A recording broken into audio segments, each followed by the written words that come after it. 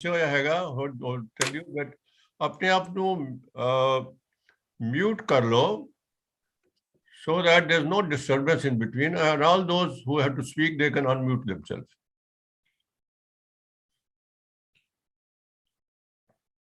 प्रतापवीर चरणजीव सिंह जी आगे नहीं बुला रहे हैं जी मनोमी प्रोफेसर चरणजीत सिंह जी हाँ जी सत श्री अकाल जोगवीर जी मोस्ट वेलकम मैं देख रहे थे नजर तुम्हारी फोटो नहीं आई थे I hope you are feeling all right तबीयत ठीक है ना जी बुखार हैगा जी मैंने सो इस करके मैं ज्यादा you have a strong willpower so कर बैठे हो कोई गल नहीं will not bother you much so nice of you could make it Professor Charan Singh ji is he here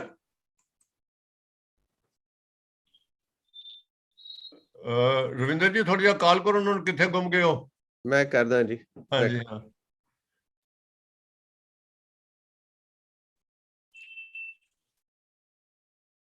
Sujinder Jotka, is he there? Anji, I'm there. Oh, most welcome, my dear, most welcome. We have a dashing personality from the JNU.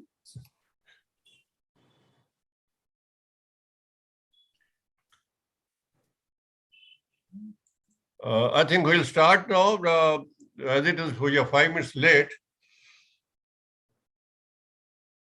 I formally welcome you all to this evening. A special program on the celebrating life and times of Guru Gobind Singh, Zafarnama.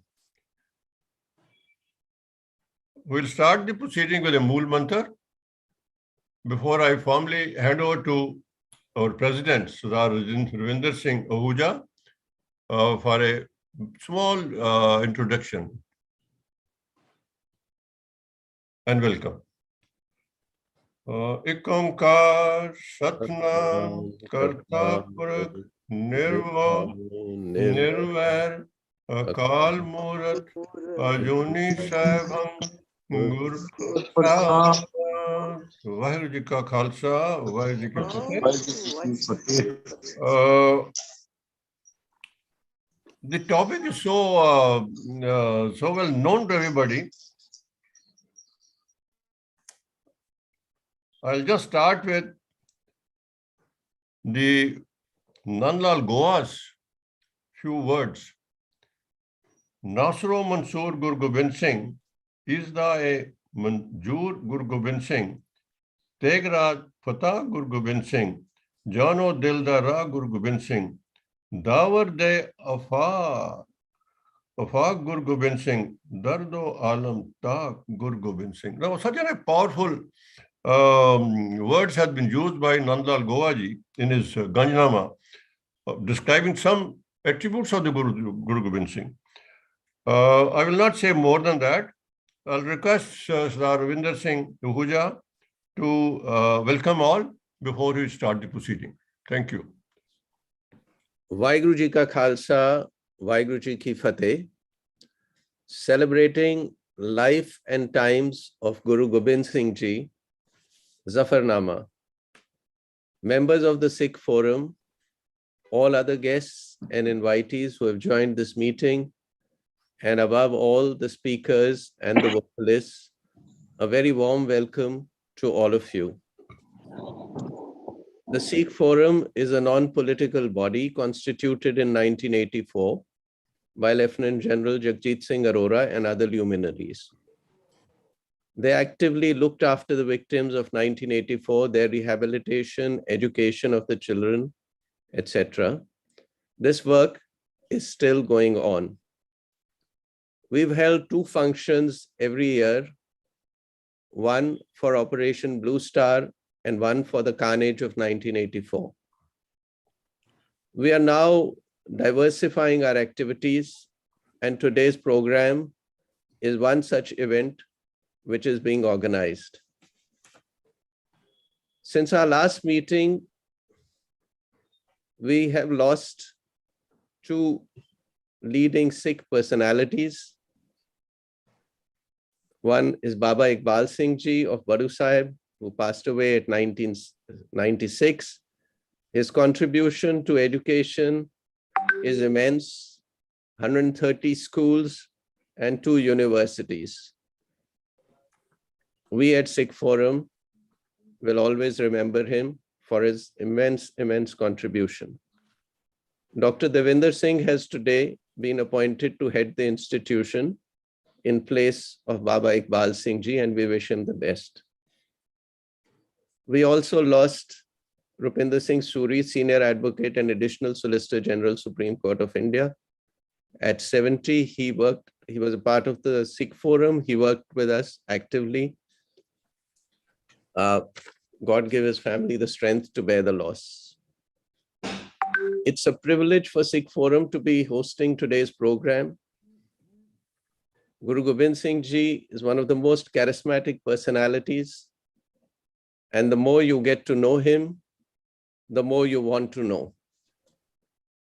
I welcome with great appreciation the participants: Sardar Charanjeev Singh, IAS, Wing Commander Vijay Chatur, author Zafarnama Hindi version, Ambassador Navtej Singh Sarna, author of the English version of the Zafarnama, vocalist Shri Suhan Joshi from Pune, Professor Jagdish Singh, Director, Naad Pargas, Amritsar.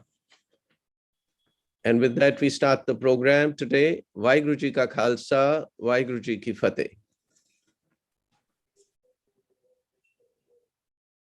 Pratapveer.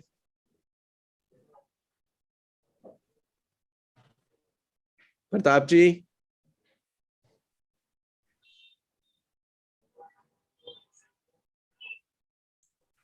Right, okay. Thank you, Ravinder Ji. एक चीज हो रह गई थी. We also pay homage to Sir P.S. Bawa, IPS, former DG Goa from Delhi cadre. He was also one of the most, distinguished police officers who played a very active role in Delhi and has been connected with the Sikh organization in a big way. Contributor to the Sikh Review, the regular feature, he used to do it. And also on the various missions which were taken up, and he's been a very active player in that.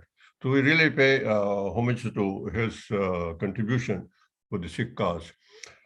Thank you very much. And now we start with the introduction of the today's panelists and the chairperson. To start with, Sardar Charanjeev Singh, IAS, was born in 1985 and has been a former ambassador of India to UNESCO in Paris, joined Indian Administrative Service in 1969. He retired in 2005 as Development Commissioner of Karnataka and Additional Chief Secretary to the Government of Karnataka, Secretary Culture and Tourism Department, Director General of Administrative Training Institute, Mysore, Director of Mines and Geology, Chairman of the Naval and Air Force Standing Establishment Committee in the Ministry of Defense, Government of India, was also on the governing bodies of the Indian Institute of Science, Bangalore, and Institute of the Science and the Economic Change, Bangalore. Since his retirement, he is associated with numerous non-governmental organizations working in the field of rural development, environment, and culture. A gifted linguist who can read, write, and translate in different Indian languages. He has been awarded by the state government for Raju Seva Award in 2005 and is presently settled in Bangalore. Coming to the first panelist, we have Wing Commander Vijay Chatur. He is author of the Hindi version of Zafarnama, worked in the Air Force for over 20 years in the technical wing, has been responsible for, design work, guided weapon system, radars, electronic warfare. He's been past president of the Entrepreneur International and NGO of the Entrepreneurs. He's a leading manufacturer of electronic products, wireless calling system for the OPD, hospitals, clinic doctors, wireless token system, display system, entity testing, RT viewer, world-class quality at very affordable price. It's something unique with a person of this coming out from the services, who's taken to the business of a technical job in a big way. Coming next is his another friend, who's a vocalist, known vocalist, is Suhan Joshi.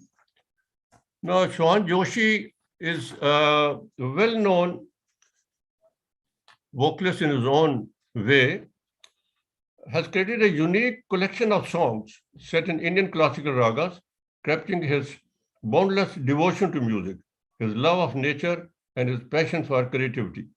A deep and lasting devotion to Indian classical music was cultivated in Suhan's formative years through the exposure of Pandit Jasraj, a renowned center of the excellence of the Indian classical music at Pune, and where his experience has been of a profound impression on his young listeners. It showed the seed of a yearning to learn music under the tutelage of Tripti Mukherjee, a universally recognized authority on the Mewati vocal tradition and founding director of the Pandit Jasraj Institute of the Music Research in Artistry and Application. Mewati's style brings out the emotion so well and connects the listener to it instantly. The presentation has a spiritual foundation and is very serene and soothing, but also quite energizing. Suhan's music stimulates creativity, and music brings immense inner peace and joy. He feels that music is a pilgrimage towards divinity, and there are so many people to connect with in this beautiful journey. Thank you. And with this, so we come to the next.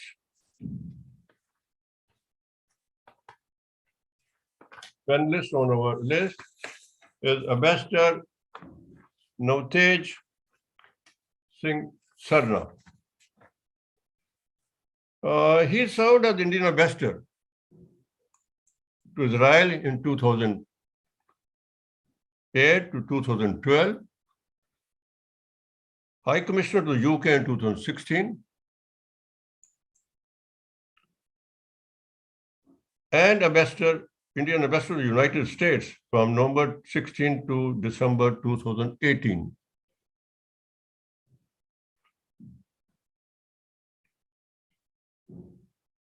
Retired from the Indian Foreign Service on 31st December 2018 after serving his country for over 36 years. Navtej Sarna is a former Indian diplomat as well as author and columnist. Ambassador Sarna has also held very crucial positions at the Foreign Office in Delhi, and he has been the longest serving spokesperson for India's Foreign Ministry from 2002 to 2008. As the Special Secretary in charge of the international organization, anchoring India's presidency of the United Nations Council. Navtej Sarna is also an established author of fiction and non-fiction.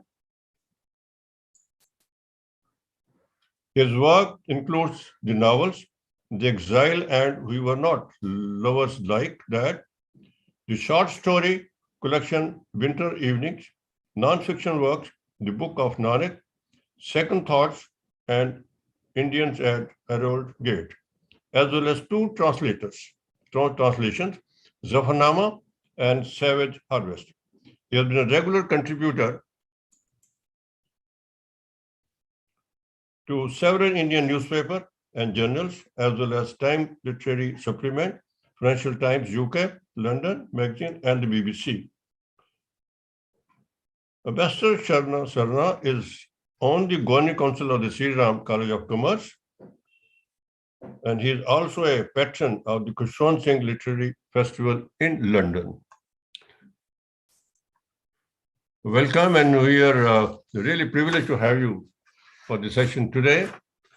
Then comes the Professor Jagjeet Singh, is the Director, Nath Pargas, Sri Amritsar.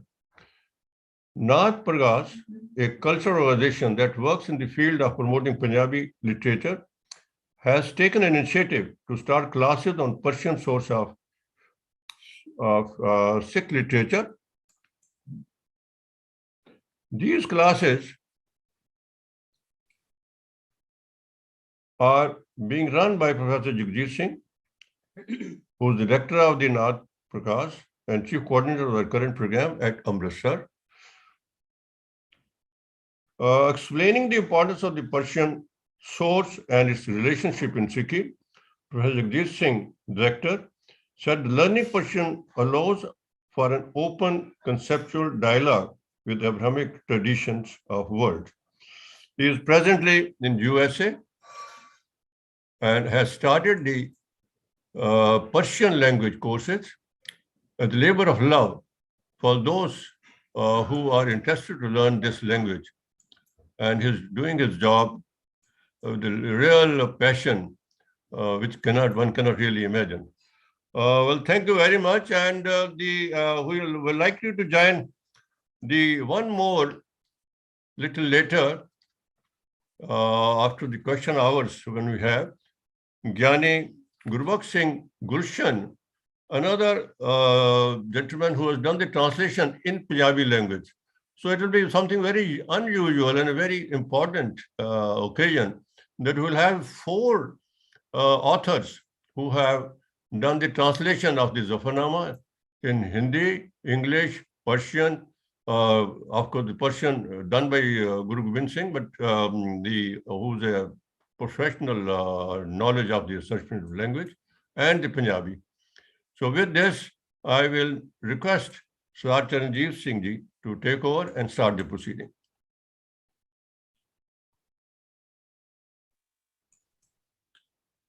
Thank you very much, Pratap Singh ji. I am running fever, and because of COVID, my throat is affected, so I won't be able to speak too much.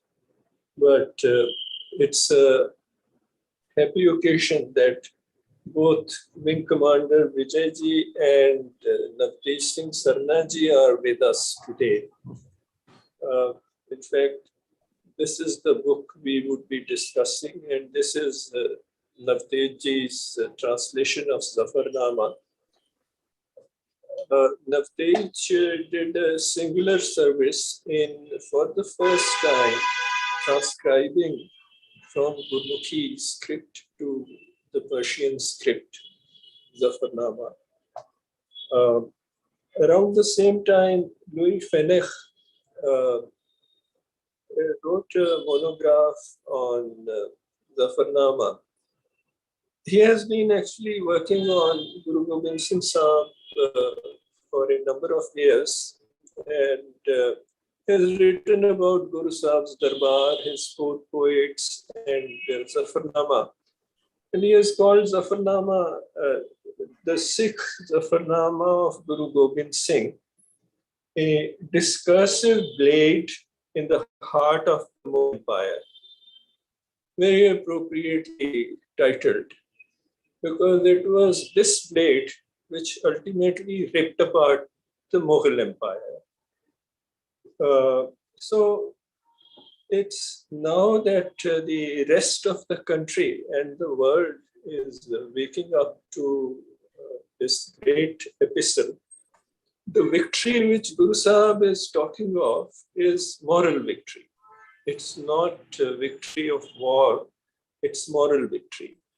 And it's a great work in the sense that apart from its poetical merit, what it stands for is something astonishing. while following all the conventions of letter writing of that era, Guru Sahib sends his salutations to Aurangzeb, praises him for his bravery, for his wisdom, and for his handsomeness, his abilities, and yet he castigates him for his sinful conduct. And only a person of Guru Sahib's moral authority could have done that. Therefore, it is good that now Zafarnama is being presented to the Hindi-knowing readership also. And we hope that this discussion on Zafarnama would lead to more such events about Zafarnama and its place in the Indian historiography. I think it's one of the major historical documents which has come down to us.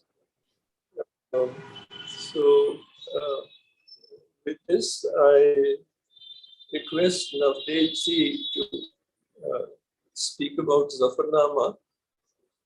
As I said, this is one of the pioneering works in the sense that transcribing from Gurmukhi script in which Zafarnama was commonly found and to Persian, this is a Nastaliq script, would have been a major labor of love. As is mentioned in the translator's note, the difficulty was the Indian Persian had branched off substantially from the Iranian Farsi, and which Persian to rely upon. Pronunciation, the Indian pronunciation has also differed from the Iranian one. And in any poetical composition, the balance of meter, pronunciation, etc. are important. So with all these difficulties, he has rendered this work. And Vijayji, it's amazing that without knowing Persian, he has done this Hindi translation, trying to keep to the meter as far as possible, out of sheer love and his admiration for the great Guru Sahib. I pass on the discussion to Navdeepji. This is the interesting thing is that Zafarnama is part of the what would be called the Persianate cultural zone, which included India from, let's say, about 1000 to 1700. In fact, about this Persianate India, Eaton has written a book. So this is part of that cultural background that Zafarnama was written. The Persian used in India was called Sabkhe Hindi in Iran, which was a recognition of the different style of writing Persian in India. And this is the cultural context. There's the historical context about which I'm sure there would be a discussion, and it's the historical context that Commander Vijayji probably would be talking about.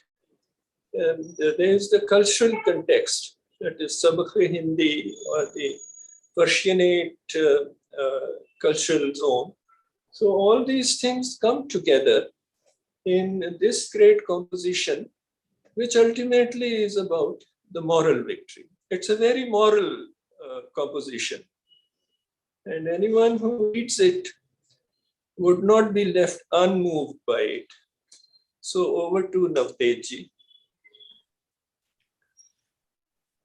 Thank you very much, sir, and great honor to be here with this very illustrious gathering and to talk of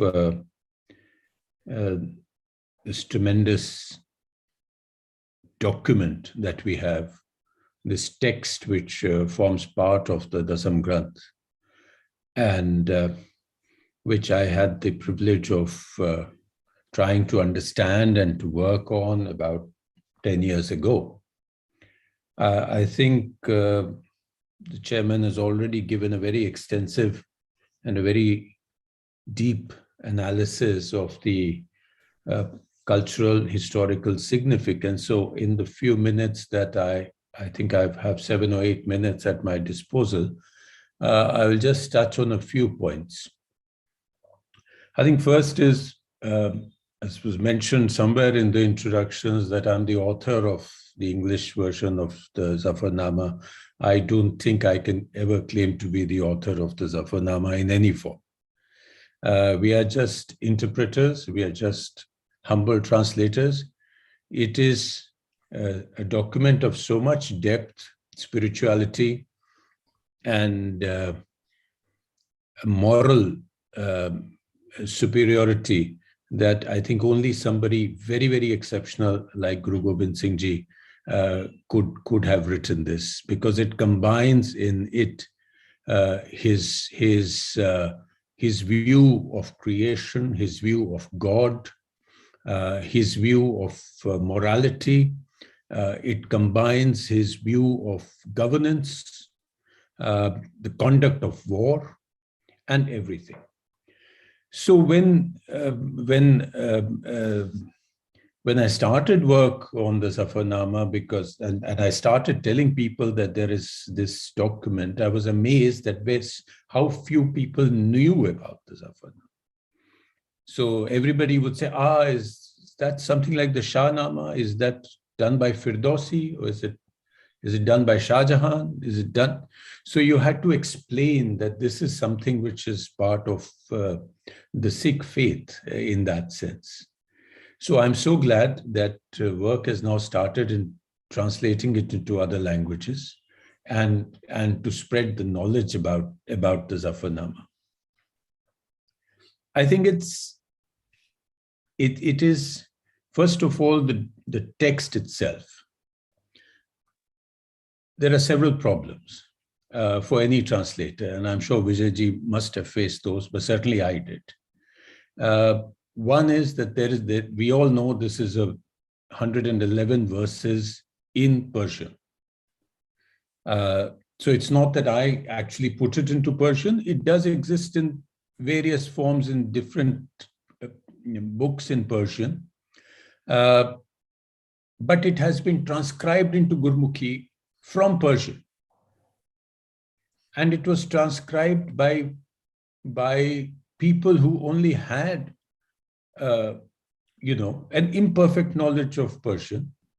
And then it was being read as Indo-Persian, as you mentioned.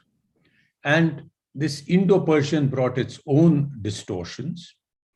And then these were copyists who were either very traditional, usually very traditional. So if they didn't like some word, they changed it. And so more distortions crept in. So if you pick up 10 translations of the Zafarnama today, you will find, no matter what the source language is, whether it's Farsi or it's Gurmukhi, you will find differences. So it's very difficult when a translator starts work. And this is a word of caution for any future translations that come by. You don't know which text to use. So we make our own choices. Now, I chose the text which is in Gurmukhi, in Paivir Singh's Kalgitar Chamatkar, because I said, he must have done given sufficient thought to this before putting it there. So let me just piggyback on that. And I was very fortunate that my father, Mohinder Singh Sarna, has also done a free translation of the Zafarnama in his epic poem, the Chamkor. And as part of that, so I could relate to these, and I could pick out, what to choose, what not to choose. I think if there was a singular contribution that one could make, it was one to reconcile those 111 verses and get the correct Farsi script put there. Because again, you find differences in the way the Farsi is written in different places. So that involved a fair amount of work. The second aspect was to put it into rhyme in English. And I think this is I can mention here, I went to Sardar Khushwant Singh at some stage when I was starting work on it, and I used to always go and tell him, I'm trying to do this. And I was trying to take the easy way out, and I said, it's too difficult, I can't do it in rhyme. So he said, don't do it. If you don't do it in rhyme, it's no use. So that sort of set the challenge to me. And I said, okay, we will try and do this in rhyme. And that is what happened. Now, again, these are the translator's issues. I don't want to go more into them, but except one thing. If you pick up the translation that I have done, you will see a large number of footnotes appearing. Now, these footnotes have been very deliberately put to reconcile all the differences, because it is not up to me. I'm not a scholar or a historian in that sense to be able to reconcile these different versions and historical context. I leave it to better qualified people. But I tried to make a choice, and I tried to justify it by a footnote. So that again is I think when we are handling a delicate text like this, a highly nuanced text, a text which has almost a holy status as part of the Dasam Granth, I think we have to handle it with kid gloves. That's my one submission. The second is that what does it contain? It contains, firstly, as the chairman said, it is written in the style of the letters of those days. So it starts off with an invocation to the Creator, to God. So the first 12 verses talk of the greatness of God. And these are I think as I come there, I will probably, I'll just do one verse or two verses at a time, so you get the flavor of the translation. So the number 3 verse, for instance, says, Shahenshai Khubi Deo Rahanamu Ki Begun Bechun Chun Be Namu. The mightiest of emperors, giver of good, guide without peer, ethereal and formless, he is unique beyond compare. So this is to God. So he starts with a salutation to God for the first 12 verses. Then he goes on to indict Aurangzeb and his Mughal commanders for breaking their oath on which they had taken on the Quran. Guru Gobind Singh and his followers had been under siege for months in Anandpur. And ultimately, when there was no way left, then the Sikhs told him that you must leave, because if you leave, then the faith stays. And then when he left, it was under an oath of safe passage given by the Mughal commanders. And of course, we all know that when he left, the Mughals attacked him. The family was separated at the river Sirsa.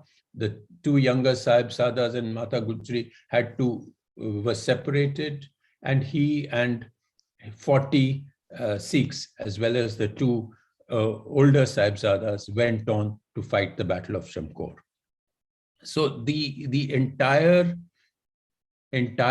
betrayal by the Mughals of the oath taken on the Quran is the heart of this document, and shows the moral vacuity and the spiritual decadence which had by then eaten away at the Mughal Empire. Several verses then describe the Battle of Chamkor, and these are tremendous verses. We don't have time to recite all of them, But of course, these are the things which, these are the verses which show how the heroic mode of the Battle of Chamkor was, in which it was fought. When each Sahibzada came out separately alone, and each Sikh would come out one at a time or two at a time and take on these hundreds of Mughals. And that's when, of course, he was asked by his 5 remaining Sikhs that you must leave now, and we will hold the battle. And when he left, faced by the command of the 5 Sikhs, he went into the forests of Machhiwada, and then that's when he sat down and he wrote the Zafarnama to Aurangzeb. So again, as you said, it was a moral victory. He had nothing else left with him. He had lost his 4 sons. He had lost his army. He had lost his family. He had lost Anandpur Sahib. And yet, he was in a position that he could turn around, pick up his pen, and tell Aurangzeb that this is what you are. He showed him an uncompromising mirror, and that way. And this is where I think I'll take a couple of minutes to give some of these, what he tells him. There's many verses. I will take 2 or 3 verses. And he says, Nadanam ki in marad paima shikan, ki daulat parastast ima figan. Says, unaware was I that this perjurer worshipped no god but gold. His faith he had flung aside, his rotten soul he had sold. Na ima parasti, na ozai deen, na sahib shinasi, na mehmet yakin. There is no belief in religion, and faith is discarded. The Lord is ignored, the prophet disregarded. Haran kast ki iman parasti kunat, na paiman khudash pesh opasti kunat. Those who are firm of faith and true believers of God break not their promises thus, but stay firm to their word. So this is the moral indictment. Can you see me? Because I'm suddenly getting pictures of flowers and I can't see anybody. Well, I can see you, but flowers are coming, of course. Yeah, okay. Then it's fine. Yeah. So this is the moral indictment of Aurangzeb that the Zafarnama contains. And he ends up by also giving his views of what he thinks, the Guru's philosophy of God and creation, which in itself is a lesson contained in these few beautiful verses. He describes the Creator. He says, Hamaz pir moro, hamaz pil tan, ki ajiz nawazast o gafal shikan. The creator of all creatures, the elephant strong, the ant weak, destroyer of the heedless, kind protector of the meek.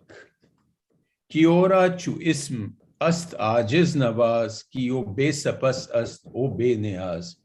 Protector of the meek, he is known by that name. He is beyond all need, beyond flattery or fame. Ki o be nagu ast o be chagu, ki o renuma ast o renamu. Unbending, supreme, he is the incomparable one. He shows the right path. He is the guiding one. So in these 111 verses, you see the full flowering of the personality, the tremendous talent, the tremendous richness of the mind of the 10th Guru. At the age of, hardly any age, at the young age of 42, he passed away. But in 42, you can see the poetic brilliance, the philosophical depth, the soldierly achievements, and most important, the tremendous calm. He loses all his 4 sons, and yet he is able to say this. And what does he say about in the Zafarnama about the fact that the Sahibzadas have been murdered. He says, Ch shodh kichu bachgan kushte char, ki baki bimandas pechida mar. You killed my 4 sons. What difference does that make when after their deaths, there still remains behind a coiled snake? The coiled snake is the Khalsa Panth. And he says, Chi mardi, ki akkar khamosha kuni, ki atish daman ra badora kuni. What sort of manliness is this? What courage does it require to stamp out young sparks and then fan the roaring fire? And it was this roaring fire which then took the revenge on the Mughals. And we know the rest is history. So I think I will stop here because I think I probably crossed my time. Again, thank you very much for this platform to talk of this tremendously great text. Thank you, sir.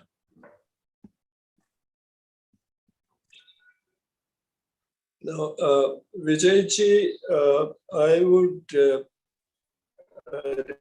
request you to let us know first what drew you to Zafarnama and inspired you to translate it into Hindi.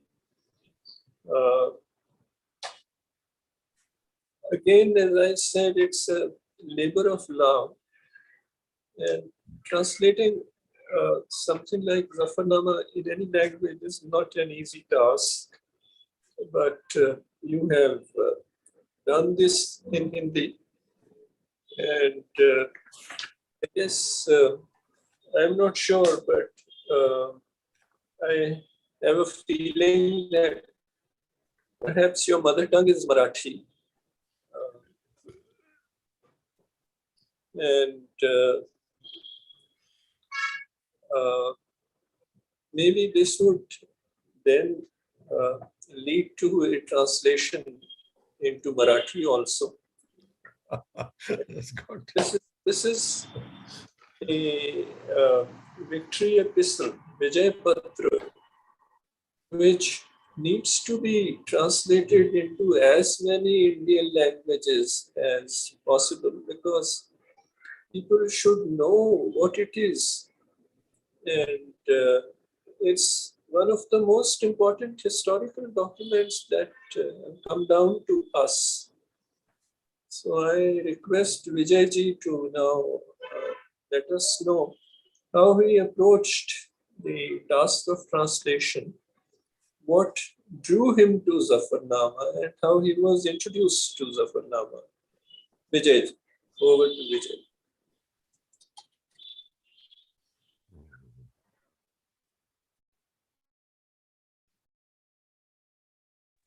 Sir, you are muted, sir. Vijayji.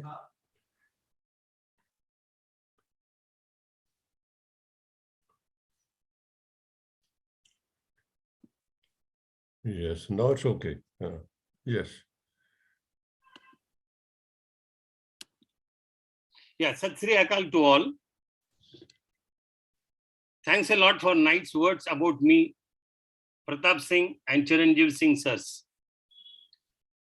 Dear friends, if you want to see how Guru Krupa looks, please look at a novice like me sitting in company of accomplished stalwarts.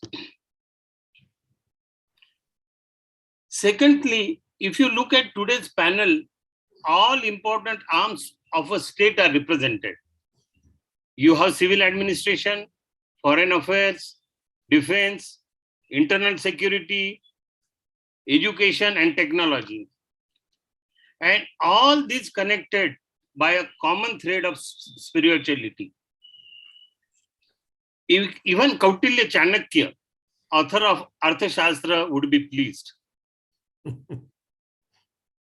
Now, since most of the participants of the day, they know the background and history, and most of it is covered by Ambassador Navtesh Singh Sarna. So I will skip that. Then, as I was asked by the chairman, comes to general question that how I got into Zafarnama. Precisely on 21st January 2021, a friend posted Zafarnama sung by Dr. Sartaj Singh on our Air Force group.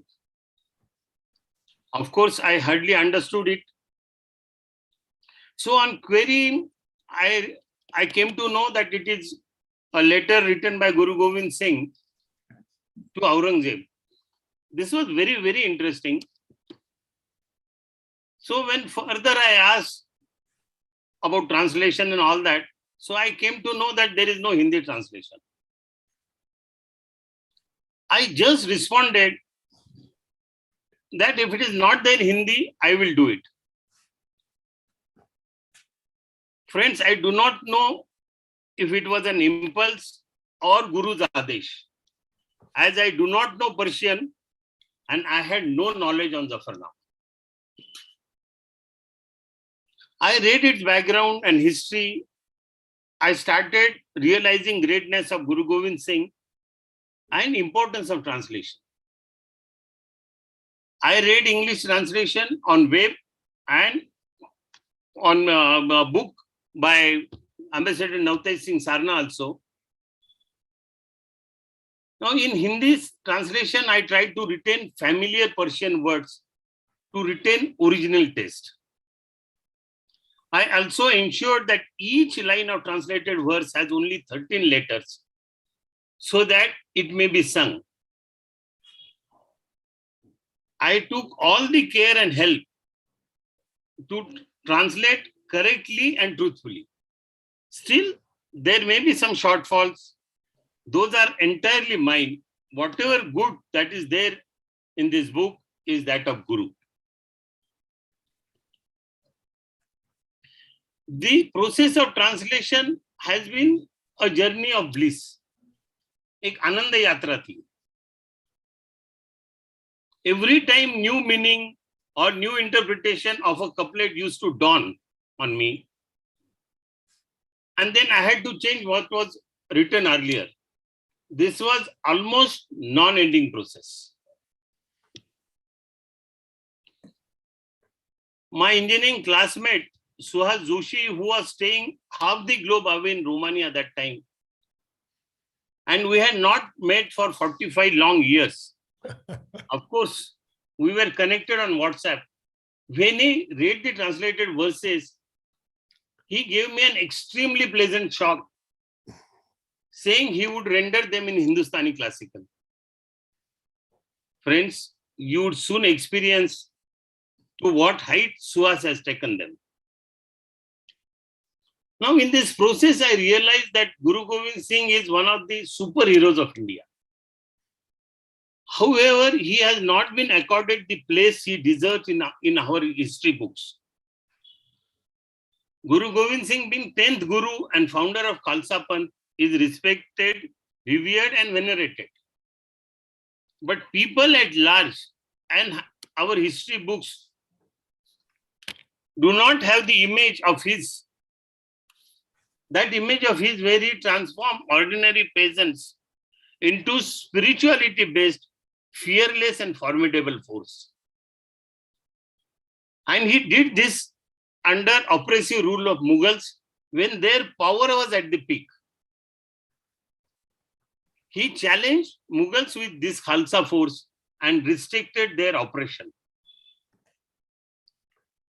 Now, what is interesting is what Guru says about this Khalsa force.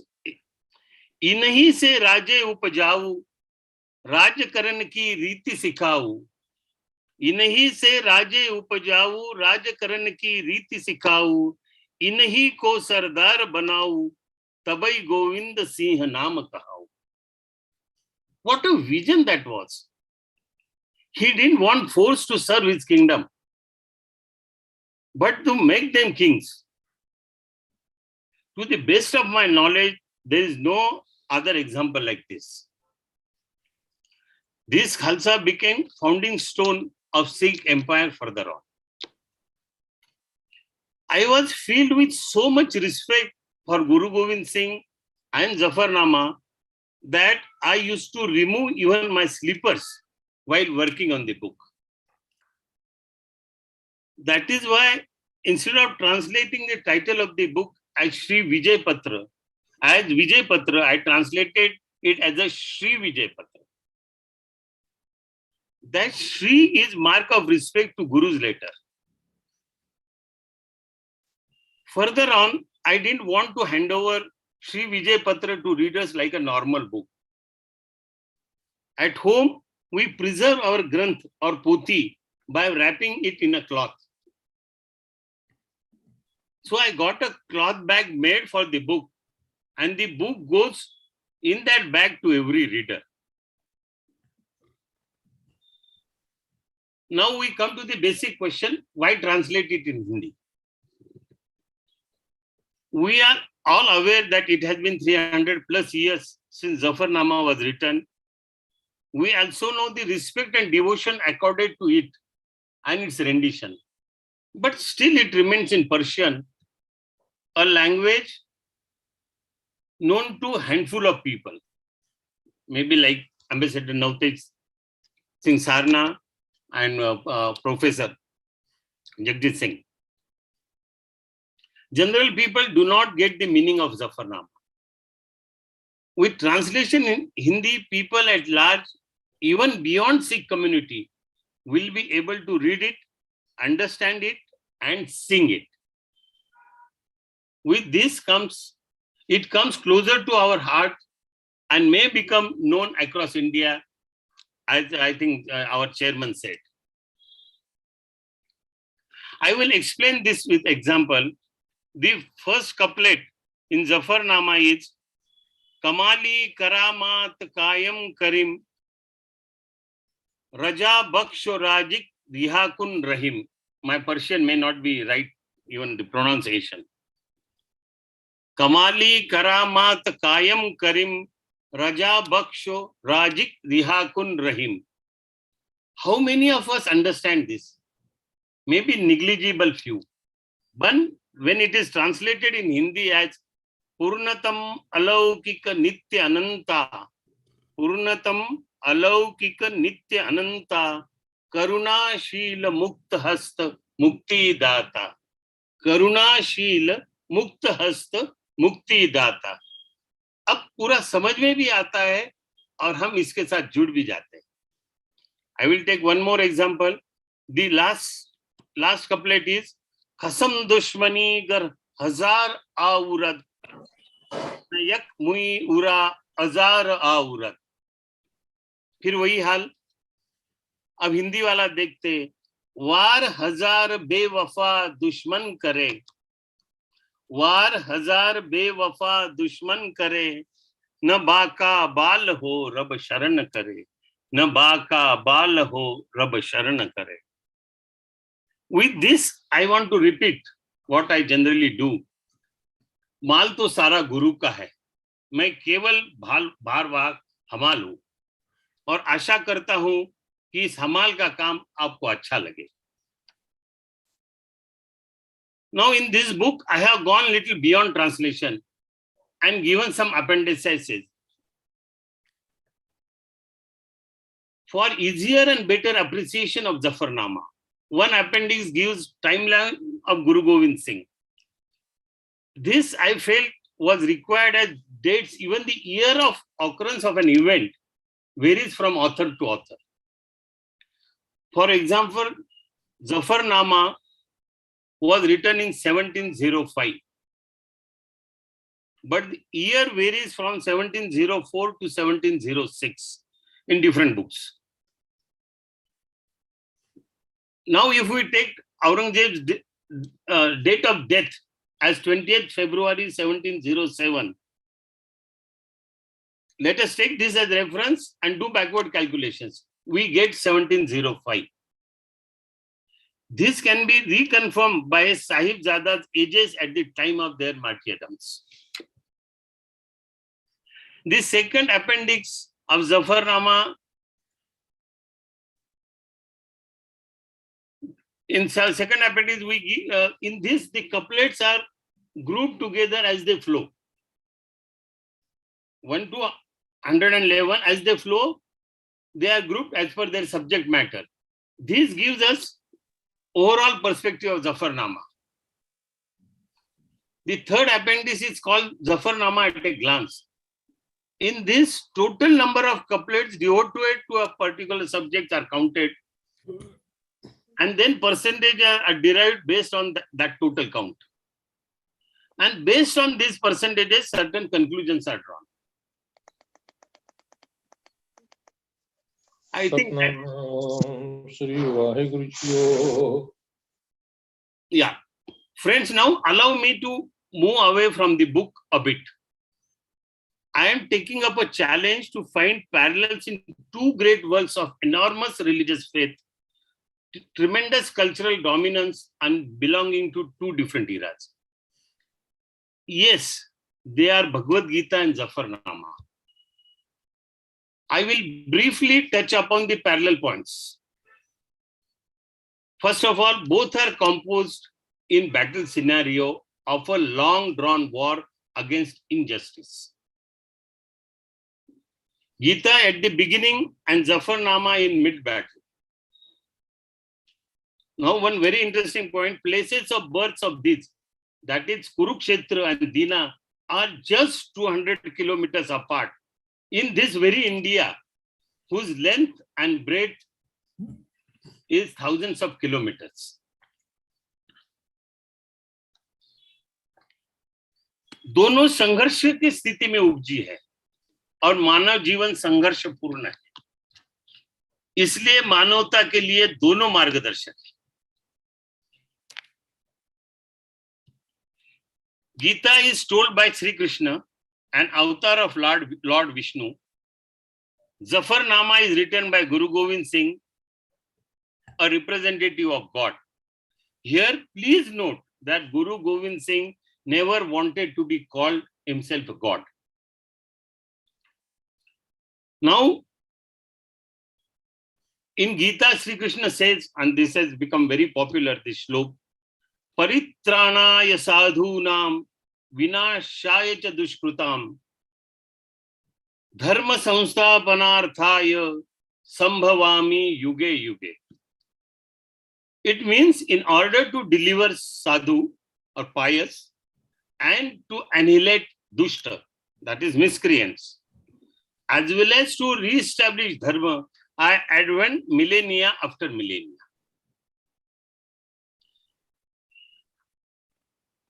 Now, Guru Gobind Singh says same thing, though not in Zafarnama, but in Bachitar Natak. Yahi kaj dhara ham janamam, samaj levu sadhu sab manamam. Yahi kaj dhara ham janamam, samaj levu sadhu sab manamam. Dharma chalavan sant ubaran, dusat saban ko moola uparan. Dharma chalavana santa ubarana dusata saban ko moola uparan. Exactly same goal of two great souls of two different eras. Now visualize Sri Krishna in Kurukshetra, a charioteer without his finery. His army is not with him. He is not supposed to wield his weapon. Now come to Zafarnama, couplet number 4, where Guru Gobind Singh describes Almighty as na sajo, na bajo, na faujo, na farash. Or when it is translated in Hindi, na saj baj, na sena, na shastradhari. Na saj baj, na sena, na shastradhari. I think this doesn't need any elaboration as such. The basic concept in Gita is Sthita Prajna. Sthita Prajna, if you in Hindi, which is of course very important and well-known term. And its meaning is a person who maintains equilibrium of wisdom. Sthita Prajna. Prajna is wisdom. Sthita is stable. Sthita Prajna, he maintains equilibrium of wisdom in all situations. Now visualize Guru Gobind Singh when he wrote Zafarnama. He had lost his family. His army was wiped out. His life was in shatter. Death was looming large overhead. How in this situation he calmly composes Zafarnama? Isn't that super sthita pragya of Sri Krishna? I think I will stop here. Thanks for your patience. Jai Hind.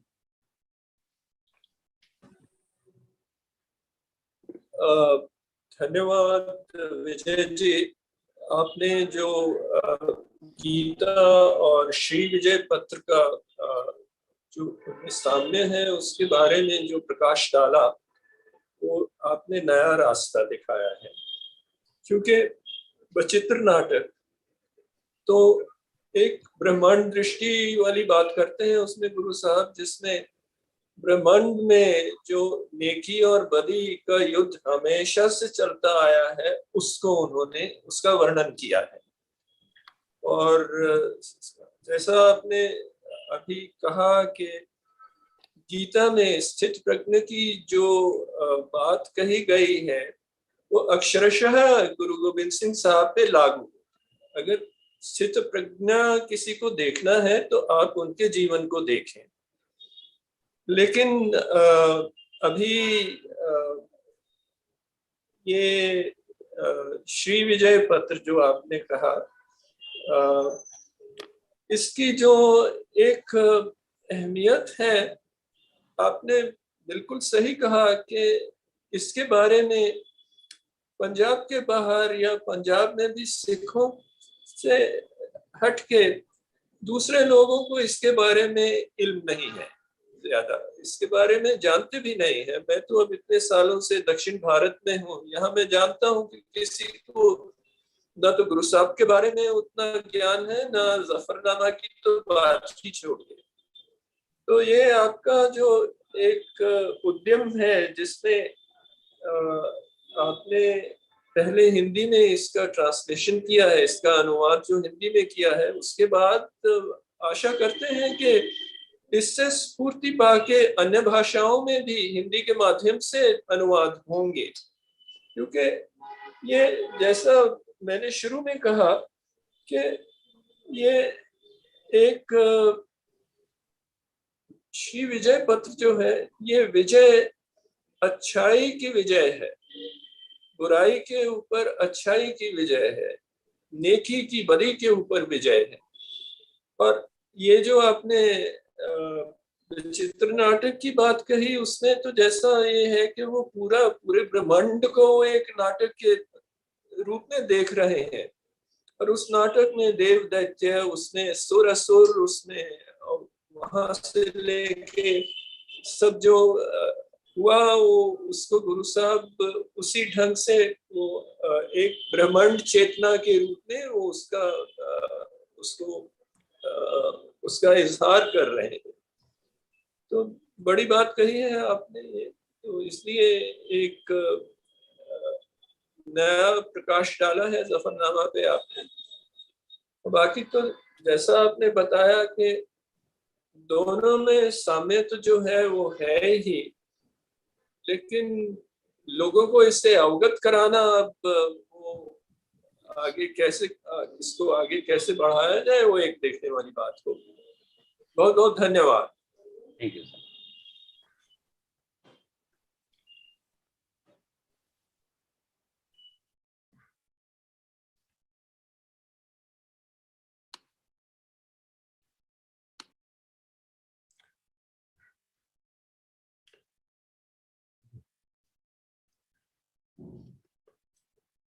ਤੁਸੀਂ unmute ਕਰੋ ਜੀ ਆਪਣੇ ਆਪ ਨੂੰ ਪਹਿਲੇ। Professor Jagdish ਨੂੰ ਬੁਲਾ ਲਓ ਜੀ।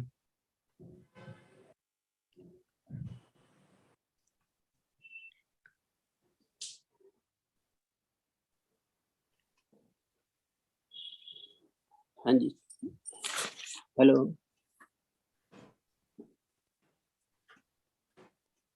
हाँ जी, आवाज थोड़ी आ रही है जी।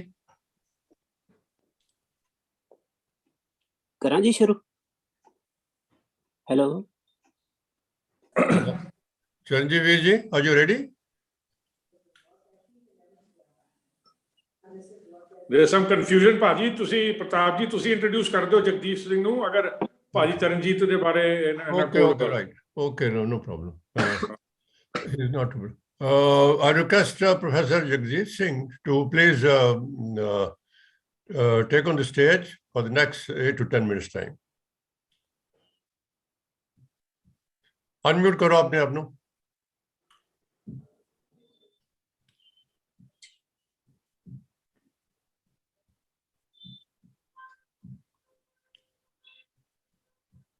जगजीत सिंह अनम्यूट करो अपने आप नो। हाँ, हो गया। It's okay, right. सत्कारयोग हाजरीन, मैं आप जी सामने जफरनामा बारे कुछ नुक्ते पेश करांगा। सो सब नूं पहला जफरनामे संबंधी जिहड़ी चुप पैदा हो गई सी पॉपुलर पद्धर ते, विद्वान लोग ते इस दी कदर च सन, पर इस चुप नूं तोड़न दे विच ਜਿਹੜੇ ਸਾਡੇ ਗਾਇਕ ਸਿਰਤਾਜ ਹਨ ਉਹਨਾਂ ਨੇ ਪਹਿਲ ਕੀਤੀ। ਭਾਵੇਂ ਉਹਨਾਂ ਨੇ ਆਪਣੀਆਂ ਸੀਮਾਵਾਂ ਵੀ ਉਹਨਾਂ ਦੀਆਂ ਨਾਲ ਹੀ ਹਨ, ਪਰ ਉਹਨਾਂ ਦਾ ਇਹ ਯਤਨ ਜਿਹੜਾ ਕਾਫੀ ਸ਼ਲਾਘਾਯੋਗ ਸੀ, ਜਿਹਦੇ ਨਾਲ ਜ਼ਫਰਨਾਮਾ ਸੰਬੰਧੀ ਇੱਕ ਚਰਚਾ ਛਿੜੀ ਤੇ ਪੋਪੂਲਰ ਪੱਧਰ ਤੇ ਇਹਦੇ ਵੱਲ ਦੁਬਾਰਾ ਧਿਆਨ ਆਇਆ। ਤੇ ਸਿੱਖ ਜਗਤ ਦਾ ਇਹ ਹਮੇਸ਼ਾ ਹੀ ਉਹਨਾਂ ਦੇ ਹਿਰਦੇ ਦੇ ਨਾਲ ਜੁੜਿਆ ਹੋਇਆ ਟੈਕਸਟ ਹੈ ਤੇ ਇਸ ਦਾ ਵੱਡਾ ਸਥਾਨ ਹੈ। ਸੋ ਮੇਰਾ ਇਸ ਸੰਬੰਧੀ ਨੁਕਤਾ ਇਹ ਹੈ ਕਿ ਜ਼ਫਰਨਾਮਾ ਇੱਕ ਲਿਟਰੇਰੀ ਟੈਕਸਟ ਹੈ ਜਾਂ ਇੱਕ ਹਿਸਟਰੀ ਦਾ ਟੈਕਸਟ ਹੈ। ਸੋ ਜੇ ਇਹ ਸਿਰਫ ਹਿਸਟਰੀ ਦਾ ਟੈਕਸਟ ਹੈ ਤਾਂ ਫਿਰ ਜਿਹੜੇ ਗੁਰੂ ਦਾ ਟਾਈਮ ਨਾਲ ਜਿਹੜਾ ਰਿਲੇਸ਼ਨ ਹੁੰਦਾ, ਉਹਦੇ ਵਿੱਚ ਜਿਹੜੇ ਹਿਸਟਰੀ ਦੇ ਪਰਸਪੈਕਟਿਵ ਚੱਲਦੇ ਪਏ ਆ ਲੀਨੀਅਰ ਟਾਈਮ ਦੇ, ਉਹਨਾਂ ਦਾ ਕੀ ਸੰਬੰਧ ਬਣਦਾ ਹੈ। ਸੋ ਇਹ ਨੁਕਤਾ ਥਿਓਰੈਟੀਕਲੀ ਥੋੜਾ ਦੇਖਣਾ ਚਾਹੀਦਾ ਆ ਕਿ ਗੁਰੂ ਕਾਸਮਿਕ ਟਾਈਮ ਦੇ ਵਿੱਚ ਲੀਨੀਅਰ ਟਾਈਮ ਨੂੰ ਕਿਸ ਤਰ੍ਹਾਂ ਬੈਸਟੋ ਕਰਨ ਲਈ ਹਾਜ਼ਰ ਕਰਦਾ ਹੈ। ਇਹ ਐਕਸਪੀਰੀਅੰਸ ਜਿਹੜਾ ਸਾਡੇ ਕੋਲ ਇਸ ਟੈਕਸਟ ਨੂੰ ਖੋਲ੍ਹਣ ਲਈ ਚਾਹੀਦਾ ਹੈ। ਦੂਜਾ ਨੁਕਤਾ ਜਿਹੜਾ ਮੈਂ ਇਹ ਕਹਿਣਾ ਚਾਹੁੰਦਾ ਕਿ ਜਿਹੜੇ ਮਹਾਨ ਟੈਕਸਟ ਹੁੰਦੇ ਹਨ ਜਾਂ ਜਿਹੜੇ ਗੁਰੂ ਪ੍ਰਕਾਸ਼ ਨਾਲ ਜੁੜੇ ਜਿਹੜੇ ਬਚਨ ਹੁੰਦੇ ਹਨ, ਉਹਨਾਂ ਨੂੰ ਕੇਵਲ ਕੰਟੈਂਟ ਦੇ ਨੁਕਤੇ ਤੋਂ ਦੇਖਣਾ ਉਹਨਾਂ ਦੇ ਰਾਜ਼ ਨੂੰ ਨਹੀਂ ਖੋਲ ਸਕਦਾ। ਸੋ ਉਹਨਾਂ ਦੀ ਫਾਰਮ ਕੀ ਬਣਦੀ ਆ, ਉਹਦੇ ਐਕਸਪੀਰੀਅੰਸ ਚਾਹੀਦੇ ਆ ਤੇ ਉਹ ਫਾਰਮ ਨੂੰ ਜਾਣਨ ਲਈ ਫਿਰ ਜਿਹੜੀਆਂ ਟ੍ਰੈਡੀਸ਼ਨਸ ਦੀ ਪੂਰੀ ਵਾਕਫੀ ਚਾਹੀਦੀ ਹੈ। ਕਈ ਵਾਰੀ ਵੱਡੇ ਵਿਜ਼ਨ ਵਾਲੇ ਬੰਦੇ ਫਾਰਮ ਦੀਆਂ ਟ੍ਰੈਡੀਸ਼ਨਸ ਨੂੰ ਦੀ ਮਿਹਨਤ ਕਰਨ ਤੋਂ ਬਗੈਰ ਆਪਣੀਆਂ ਫਲੈਸ਼ਿਸ ਦੇ ਨਾਲ ਉਹਦੀ ਇੰਟਰਪ੍ਰੀਟੇਸ਼ਨ ਨੂੰ ਗੰਭੀਰ ਵੀ ਬਣਾਉਂਦੇ ਆ ਤੇ ਉੱਚਾ ਵੀ ਚੱਕਦੇ ਆ, ਪਰ ਉਹ ਉਹਦੇ ਐਕਸਪੀਰੀਅੰਸ ਨੂੰ ਕਿਤੇ ਨਾ ਕਿਤੇ ਜਿਹੜਾ ਆ ਪ੍ਰੋਫਿਟ ਦੇ ਕੰਸਰਨ ਤੋਂ ਬਾਹਰ ਕੱਢ ਕੇ ਉਹਨੂੰ ਕਿਸੇ ਹਿਊਮਨ ਕੰਸਰਨ ਦੀ ਸੂਖਮਤਾ ਤੇ ਉੱਚਤਾ ਚ ਲੈ ਜਾਂਦੇ। ਸੋ ਮੇਰੇ ਖਿਆਲ ਦੇ ਵਿੱਚ ਜ਼ਫਰਨਾਮਾ, ਜਿਵੇਂ ਗੁਰਜ਼ੇਫ ਨੇ ਓਬਜੈਕਟਿਵ ਆਰਟ ਦਾ ਜਿਹੜਾ ਐਕਸਪੀਰੀਅੰਸ ਦਿੱਤਾ ਆ, ਸੋ ਜੇ ਓਬਜੈਕਟਿਵ ਆਰਟ ਜਿਵੇਂ ਭਾਈ ਗੁਰਦਾਸ ਜੀ ਦੀ ਲੈਂਗੁਏਜ ਆ ਤੇ ਸ਼ਾਹ ਹੁਸੈਨ ਦੀ ਲੈਂਗੁਏਜ ਆ, ਇਹਦਾ ਫਰਕ ਜੇ ਸਾਨੂੰ ਸਮਝ ਆਵੇ ਤਾਂ ਫਿਰ ਸਾਨੂੰ ਪਤਾ ਲੱਗੇਗਾ ਕਿ ਉਹਦੀ ਟ੍ਰੈਡੀਸ਼ਨ ਕੀ ਆ ਭਾਈ ਗੁਰਦਾਸ ਦੀ। ਸੋ ਉਹਦੇ ਵਿੱਚ ਕਿਹੜੀਆਂ ਕਿਹੜੀਆਂ ਟ੍ਰੈਡੀਸ਼ਨਸ ਉਸ ਈਡੀਅਮ ਦੇ ਵਿੱਚ, ਉਹਦੀ ਲੈਂਗੁਏਜ ਦੇ ਵਿੱਚ ਹੀ ਸਮਾ ਰਹੀਆਂ ਹਨ, ਜਾਂ ਉਹਦੀ ਜਿਹੜੀ ਵਾਰਾਂ ਦੀ ਫਾਰਮ ਆ ਉਹਦੇ ਵਿੱਚ ਸਮਾ ਰਹੀਆਂ ਹਨ। ਕਿਉਂ ਨਹੀਂ ਸੂਫੀਜ਼ਮ ਜਿਹੜਾ ਪੰਜਾਬ ਦਾ ਉਹਨੇ ਵਾਰ ਦੇ ਕਾਵਿ ਰੂਪ ਨੂੰ ਵਰਤਿਆ। ਸੋ ਇਹ ਟ੍ਰੈਡੀਸ਼ਨ ਸਾਨੂੰ ਤਾਂ ਸਮਝ ਆਉਣਗੀਆਂ ਜੇ ਅਸੀਂ ਉਸ ਟੈਕਸਟ ਦੀ ਕਿਹਦੇ ਨਾਲ ਸੰਬੰਧ ਹੈ ਉਹਨੂੰ ਸਮਝੀਏ। ਦੂਜਾ ਮੈਂ ਇਹ ਵੀ ਕਹਿਣਾ ਚਾਹੁੰਦਾ ਕਿ ਕੋਈ ਜਿਹੜਾ ਵੱਡਾ ਟੈਕਸਟ ਆ ਉਹਨੂੰ ਇੱਕ ਪਬਲੀਕੇਸ਼ਨ ਦੇ ਨੁਕਤੇ ਤੋਂ ਇੱਕ ਬੁੱਕ ਦੇ ਤੌਰ ਤੇ ਹੀ ਦੇਖ ਲੈਣਾ ਸਫੀਸ਼ੀਐਂਟ ਨਹੀਂ ਹੈ। ਉਹਦੇ ਨਾਲ ਜੁੜੀਆਂ ਰਵਾਇਤਾਂ ਕੀ ਹਨ ਕਿਸੇ ਪਰੰਪਰਾ ਦੇ ਵਿੱਚ। ਸੋ ਜ਼ਫਰਨਾਮਾ ਜਿਹੜਾ ਆ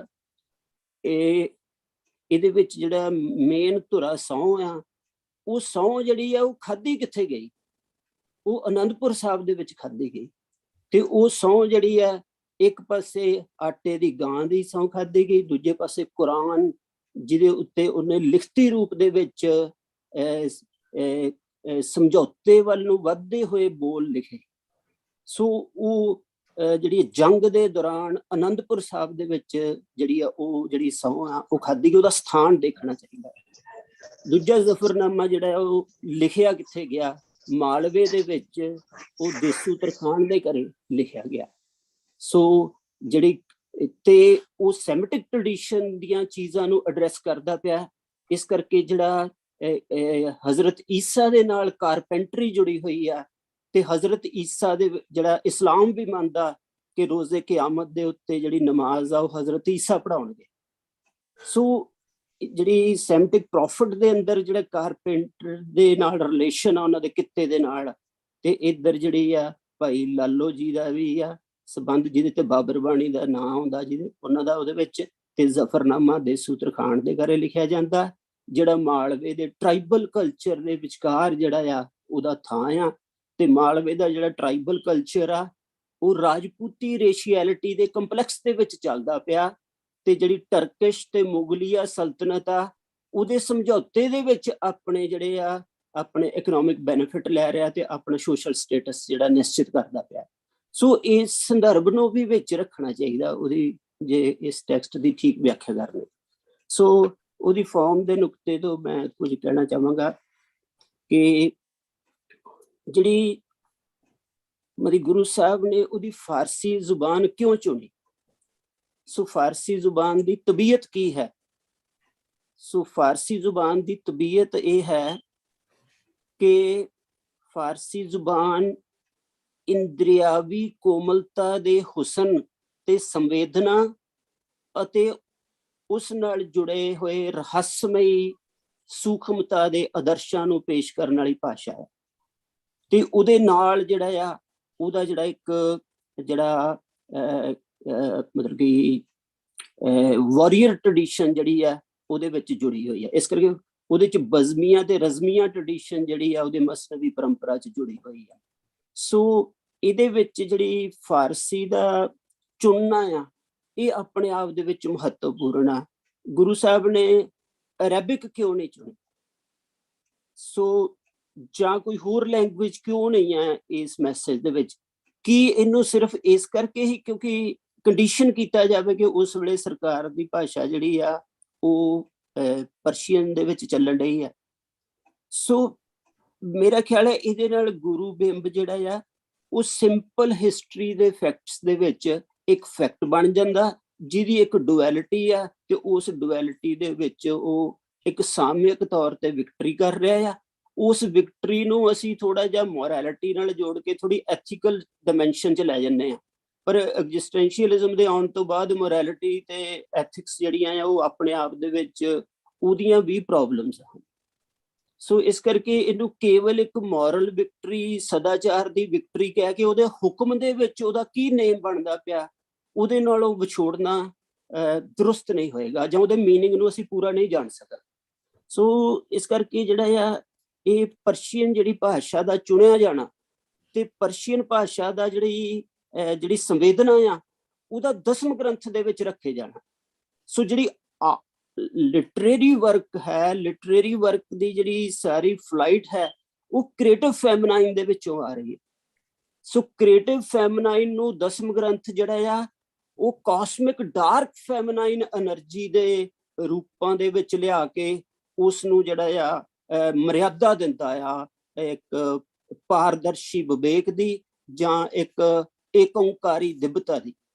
ਸੋ ਇਹਦੇ ਵਿੱਚ ਜਿਹੜਾ ਮਸਲਾ ਇਹ ਹੈ, ਇਹ ਮਸਲਾ ਸਿਰਫ ਔਰੰਗਜ਼ੇਬ ਦਾ ਉਸ ਵੇਲੇ ਦਾ ਜ਼ੁਲਮ ਨਹੀਂ ਹੈ, ਕਿਉਂਕਿ ਗੁਰੂ ਦੇ ਕਾਸਮਿਕ ਰੂਪ ਦੇ ਸਾਹਮਣੇ ਜਿਹੜਾ ਲੋਅਰ ਟਾਈਮ ਆ ਉਹ ਘਟਨਾਵਾਂ ਦੇ ਰਾਹੀਂ ਗੁਰੂ ਦੀਆਂ ਡਾਇਮੈਂਸ਼ਨਸ ਨੂੰ ਜਿਹੜਾ ਆ ਰਿਸੀਵ ਕਰਦਾ। ਸੋ ਇਹ ਜਿਹੜੀ ਮੈਂ ਸਟੇਟਮੈਂਟ ਦੇ ਰਿਹਾ ਇਹਦੇ ਪਿੱਛੇ ਇਹਦੇ ਪਿੱਛੇ ਜਿਹੜੀ ਇਬਨ ਅਰਬੀ ਦੀ ਕਿਤਾਬ ਜਿਹੜੀ ਫਸੂਸਲ ਹਿਕਮਾ ਜਿਹੜੀ ਪ੍ਰੋਫਿਟਸ ਦੀਆਂ ਪਰਟੀਕੂਲੈਰਿਟੀਜ਼ ਨੂੰ ਦੱਸਦੀ ਆ ਉਹਦਾ ਐਕਸਪੀਰੀਅੰਸ ਰੱਖਿਆ ਜਾ ਸਕਦਾ ਹੈ।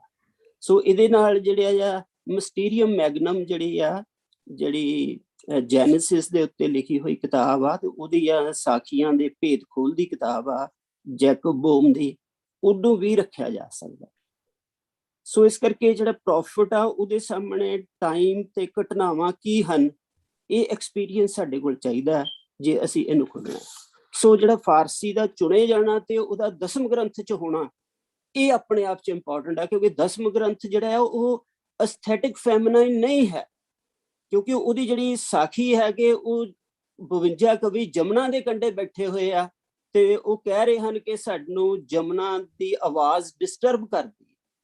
ਸੋ ਜਮਨਾ ਦੀ ਆਵਾਜ਼ ਸ਼ਾਇਰ ਨੂੰ ਕਿਸ ਤਰ੍ਹਾਂ ਡਿਸਟਰਬ ਕਰ ਸਕਦੀ, ਕਿਉਂਕਿ ਉੱਥੇ ਜਿਹੜਾ ਕਰਮ ਹੋ ਰਿਹਾ ਉਹ ਸ਼ਾਇਰੀ ਤੋਂ